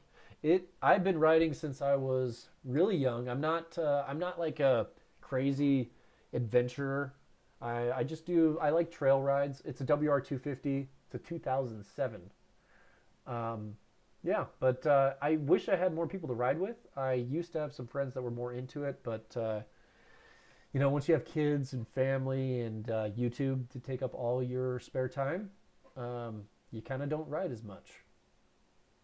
But I'd love to. When I go on vacation, I usually try to bring it with me to go on some good rides. So now that I have kids, I'm a little less crazy. Try to, you know, keep my livelihood going. I'm not going to get injured to a point where I can't work anymore. So not jumping or anything crazy, but I do like trail rides.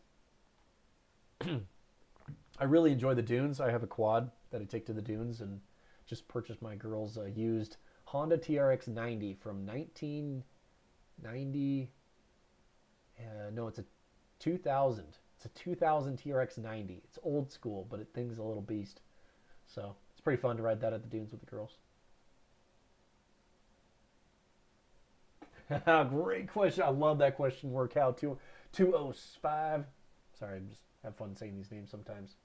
If your mom said she wanted to buy a solar generator, what brands would you tell her to avoid, and which ones would you recommend?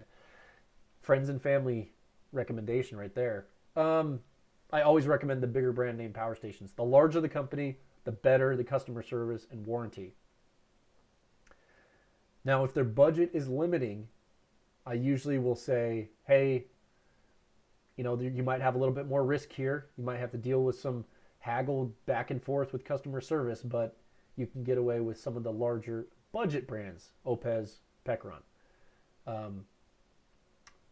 I've heard some complaints about Pekron sometimes. Some of the complaints are they made me pay shipping when the power station broke. Yes, that is one I've heard. That's kind of stupid, but I guess when you save $500 on a power station, that is probably going to, where they're cutting costs. And, if there's an issue with the power station, you're going to pay shipping to get it back, which is kind of annoying. So usually what I would do is you're going to want to stick with the big 3 or 4. The big 4 are Jackery, EcoFlow, Anchor, Bluetti. Goal Zero used to be there. Goal Zero still, they came out with some really cool products last CES, and they are high quality. I just can't get myself to test them because the view counts are so low on Goal Zero power stations. They took so long to come out with a new product that they killed their market share. And so now when I see these videos, like someone will do an in-depth video on a Goal Zero power station and it gets like 500 views. And I'm like, I am not going to put out a Goal Zero power station video and have it get 500 views. Like that is nothing. So I don't know, maybe it would get more than that, but just people aren't interested in Goal Zero. They have lowered their prices a bit. Their customer service is probably going to be the best out of all these companies because it's located in the United States. Their customer support is like 5 miles from my house. Goal Zero lives in their headquarters. They built a brand new headquarters in Draper, Utah. It's actually like right down the street from my parents' house. So I'd say if Goal Zero was more popular and they offered a little bit more competition with their units, I would say you'd probably go Goal Zero nonstop. Like that would be my only recommendation. But the pricing isn't there. The features aren't there. So then you probably go with the other options, Jackery, Bluetti, Anchor, EcoFlow. I've heard really good things about Jackery customer support.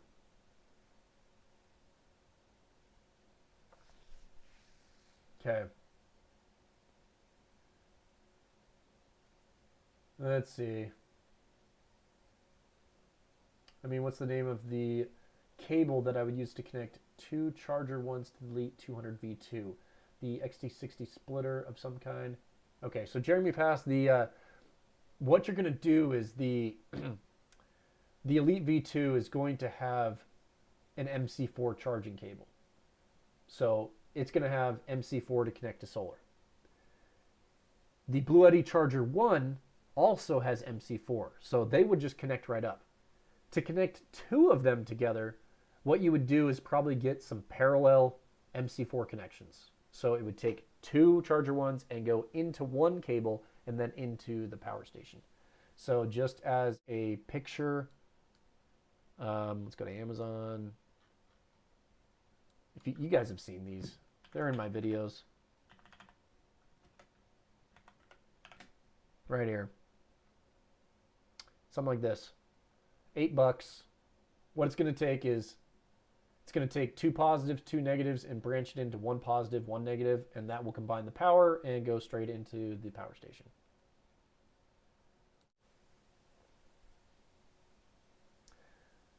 Okay, let's see.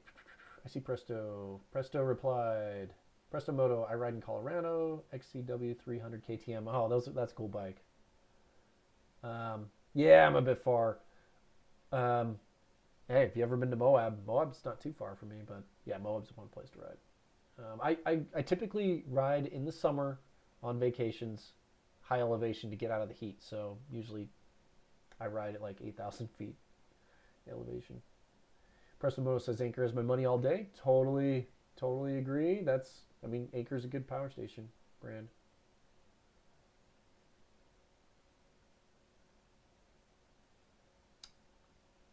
Awesome. Good stuff. Glad you guys like these answers. Yeah, the benefit to the Jackery 5000, so DIY solar with NetSide, do you have a Jackery 5000? The coolest thing about the Jackery 5000 is they kind of built it with everything people want. I just think that power station is a huge value. I was very impressed. I came into that review saying, this is going to be an okay power station. But at the end, I was super impressed with the performance. And I love that they have that huge solar input, the 450 volt charge controller. Love it. Jackery has fantastic customer service, but they don't have as many LifePro power stations. Yeah, they do. Ramblin', where you been, man? Where you been? They're all LFP now. You just have to choose the Plus model. Any of the, the Pro models? The Pro models are the NMC, but I don't think they're making NMC power stations anymore. I think about 2 years ago, they finally made their change to LFP, which is a good change. They really made some good changes there. Presto Moto, learned about solar at BYU initially. Cool. Yeah, it's a local university. Interesting, like electrical engineering is my guess. Let's see.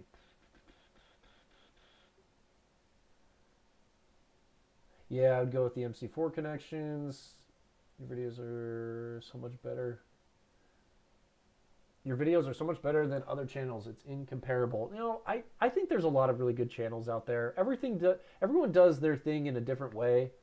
A lot of people probably consider my videos really boring. I'm not that entertaining. I'm just a normal guy. Probably just, kind of like most of you guys. I don't crack jokes. I don't do the Star Trek jokes. I don't have a cat that's cool, just a family guy. And I test power stations for performance. That's what my channel's all about. So, I think it's interesting because I like data, but a lot of people are probably just like, oh, just plug it in the wall. I want to see it run stuff. So I don't know. Everyone has their way that they do their videos. But I'm an avid YouTube watcher. I watch YouTube more than anything else. Like, I don't really watch... I mean, we watch movies as a family and stuff, but if I'm going to go for entertainment, I go straight to YouTube because I have, all these channels I love to watch. Been around forever, so I love these channels. All the classics. Okay. Warcow 205. Kale 650 rider. Getting snow this week, so that sucks, yeah. Yeah, winter sucks. But the 650 is kind of heavy for this.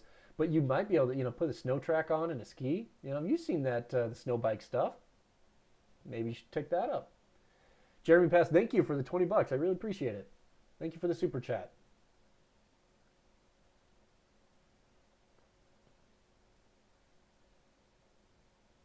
Okay.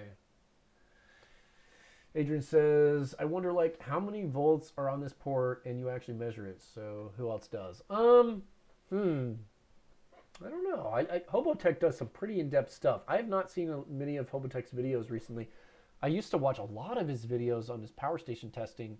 But have you guys seen, does it seem like he's kind of backed off on his videos? I feel like he's kind of living the retired life now. Maybe not putting out as much content. That's nice. He deserves it. He's worked really hard for what his channel is.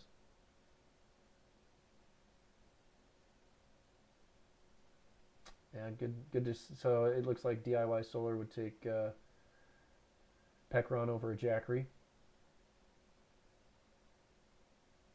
Okay, got cheese. Good question. Can you connect a Charger 1 and 800 watts of solar into the AC200L? Only has one charging port, so you can't combine those. The problem with trying to connect solar and the Charger 1 together is your voltages are going to be off. 1 second, I thought I was going to cough. Nope. So the key with trying to combine power together. So let's say you have the charger one and you could set it to like 56 volts output. And then you have solar panels in series. If you could get those solar panels to match 56 volts under peak power, that might work. However, what happens is if you have a voltage that's different than your solar panels, so say like one of your, let's say if you're mixing two solar panel arrays together, one solar panel array is at 50 volts, the other solar panel array is at 30 volts, they're going to try to meet in the middle. And what happens is when the solar panel is not at its peak power voltage, it loses like a ton of power. So the solar panel that puts out peak power at 50 volts, it needs to be out at 50 volts to put out peak power. So when you put the panels together, they're going to kind of combine and mix their voltages. And so that's called mismatched solar panels. And so you won't get nearly as much power as if the solar panels were matching in specifications. So that's the downside, is if you try to connect a solar array to the charger one, it's most likely not going to work because the voltages are different. So just, yeah, keep that in mind.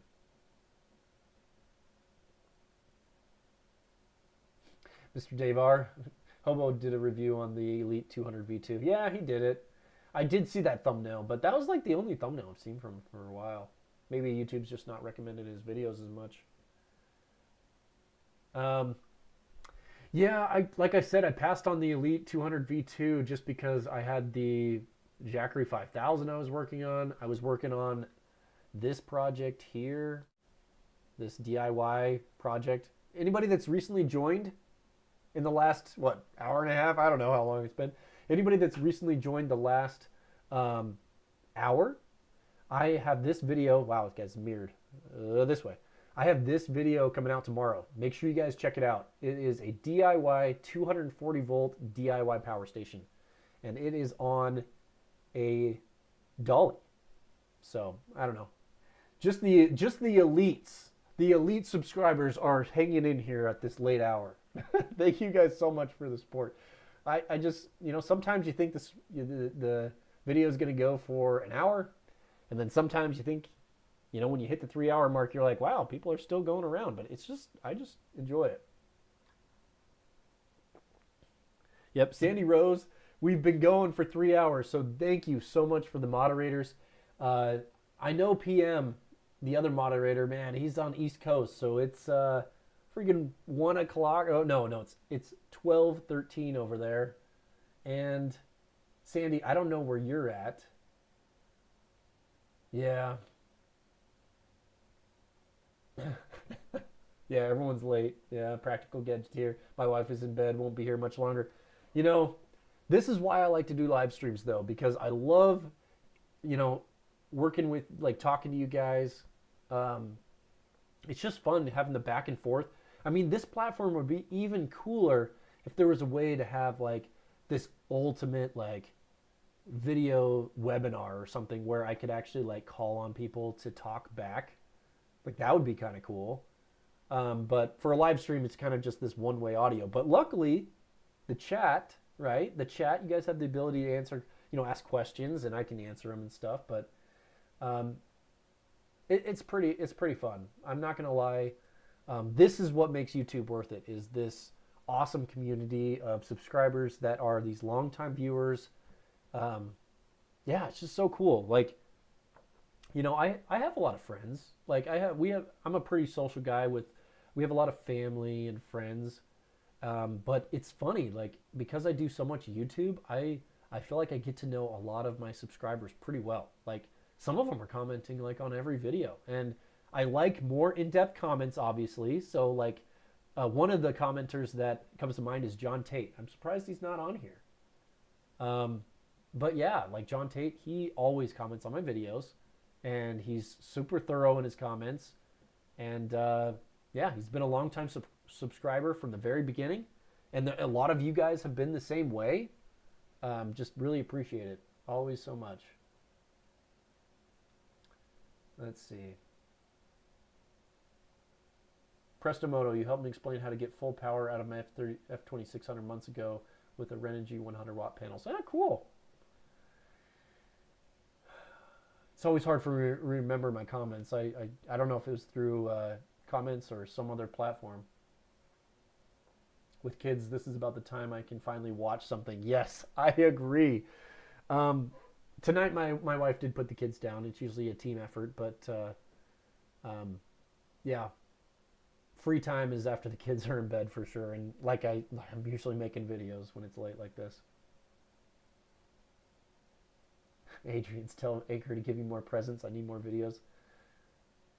Okay. PM says, if you went back and forth, you could do a Discord channel and then stream the conversation on YouTube. Yeah, I guess I could do that. I'm trying to keep things pretty simple. I do tech stuff. I'm a technical engineer. I fix technical problems at work all day.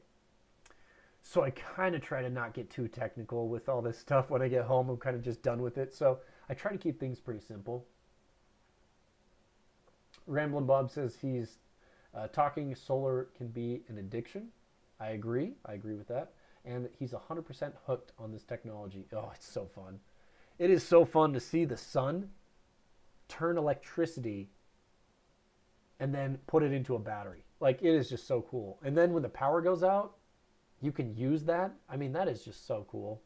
On an emergency preparedness aspect, on a lowering your power bill aspect, on a cool, like, this is a fancy gadget hobby type thing, it's really cool.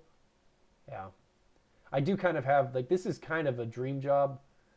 Like I said, I work a full-time day job, but YouTube is kind of a cool, it's a cool dream second job.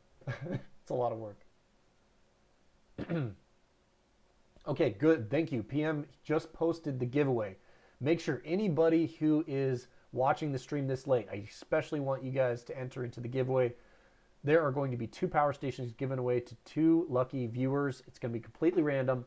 So one of the power stations is the Oupes Mega 1 with a 240 watt solar panel. The second giveaway is a Pekron E1500 LFP.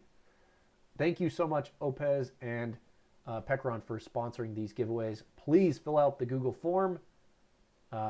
You have to be in the lower 48 though, because they can't ship them anywhere else. So just, if you have an address or a friend of somebody that's in the lower 48, put their address in if you win. But I just can't ship it out of the United States.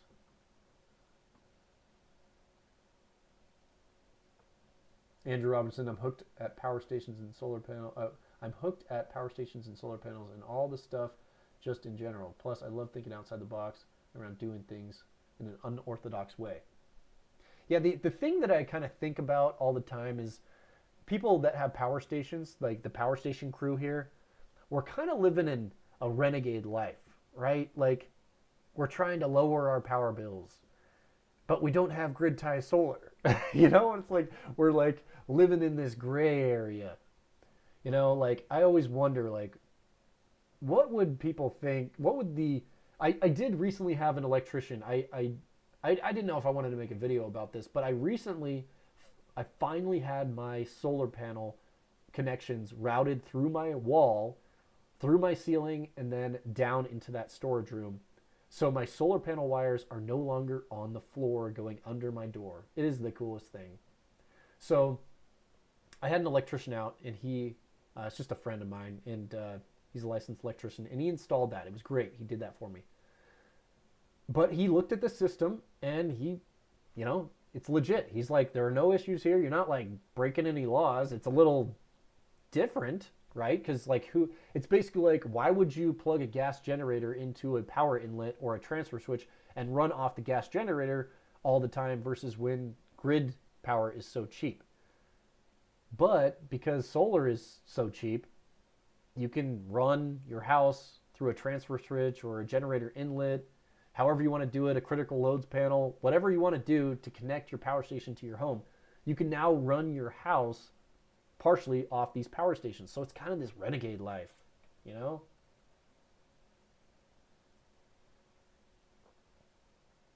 let's jump in the comments. I want to see what people are saying.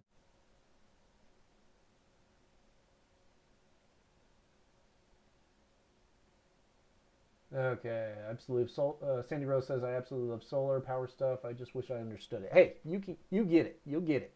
It just takes time. You just got to keep watching.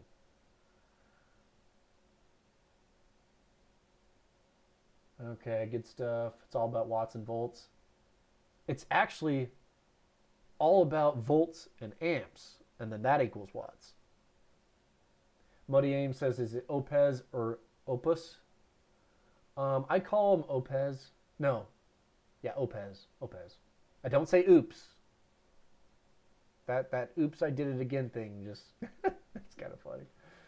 Re-Ray Outdoors does that. So does Hobotech. Oops, I did it again. Oh, yeah. Okay, Presto Mo said volts and amps. You corrected yourself. Sorry, just got to that comment. Okay, let's see what's here. Just think if you took a solar panel and power station into the jungle island and try to explain that if you hold this board up to the sun, you can save power from the sun. Yeah, someone that's never seen it. I mean, even go back 100 years. Not even 100 years, probably 55 years, something like that. Go back 100 years and it's a different life. People just would be, their minds would be blown about what's going on. Yep. Try explaining Wi-Fi to you go back in the past and explain Wi-Fi to somebody. Yeah, this phone right here gets the internet, and the internet is around me. You know, it's like, and we connect with people through the internet. Yeah, it'd be so funny to try to explain modern technology to people that are 100 years old. Okay, Workout 205. I'm an old electronics nerd who migrated into IT. Still love tinkering and fixing things. Plus, who doesn't love free energy? Yep, I agree. That's great. Travel Diva 2. I actually have 25 solar power generators. That is awesome. You beat me. I don't have that many. I actually don't have too much space, so I'm constantly getting rid of things. You know, the other thing that I need to work out, I need like a local subscriber like purchase program, because I would love to sell this stuff at a super low price for people that are local, but I promise guys, there is the viewers for my channel locally to me, I don't think there's probably like a few. I've actually met a couple. I've met a couple subscribers in person. They didn't recognize me. This was like through me selling something on a local classified, and they're like, huh, that guy looks familiar. And then they're like, oh, I've seen your videos before, but I would love to do some sort of local discount program for these power station. But yeah, I do sell them on KSL, but nobody. I actually have a power station on for sale right now on a local classified. It's called KSL. It's the I'm selling the AC240 and a B210 battery for 50% off, brand new in box. Except I don't have the box anymore, but you know, brand new. I'd probably drop the price lower for a subscriber. I just don't know how. I don't know if there's a way for me to. I don't know the method of me posting these deals for local subscribers. It's tough. Jeremy Pass, have a good night, man. See you later.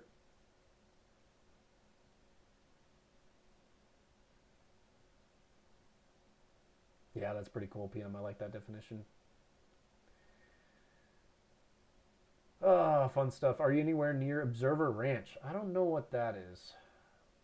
Adrian's, I totally agree. It's a shame they are so hard to mail. These power stations are hazardous. It's sad though, because any lithium battery is considered hazardous, but I would not say LFP is a hazardous chemistry. So there's no terms of lithium iron phosphate between lithium ion, and so they're all under the same umbrella, so they're all considered hazardous mail. So yeah, if I wanted to ship a power station to someone, not only would it be expensive, but I actually have to consider it hazardous goods, and I can't drop it off at a FedEx location or a UPS store. I'd actually have to schedule a pickup and pay for UPS to pick it up from my house. So it's just a lot of added cost, and you have to go through like proper paperwork and junk. Anyway, it's just too much to ship, so I try to sell them locally.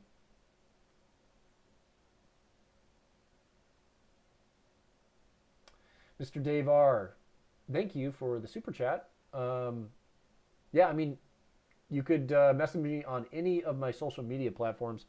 I do have an email.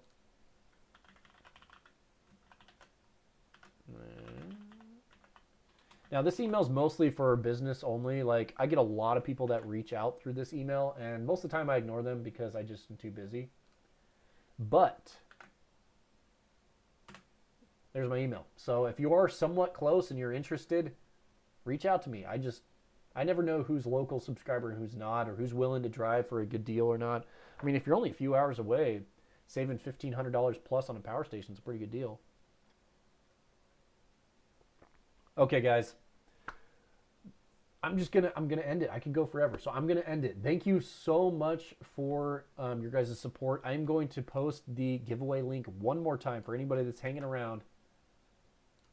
Make sure you fill this out. I want my subscribers to have a chance to win at these two giveaways. Please fill out the form, get yourself entered, and good luck to anybody that enters in there, because there's 2 chances to win. So hopefully you guys have a good chance. So thank you guys for sticking around for let's see, where is it? Current duration, 3 hours and 25 minutes. Thank you so much, guys. I love you guys. Have a great night. I'm going to end the stream here. Thank you, everybody, for the super chats, supporting the channel. I appreciate it. Check out my video tomorrow. I'll see you guys tomorrow. Have a good one.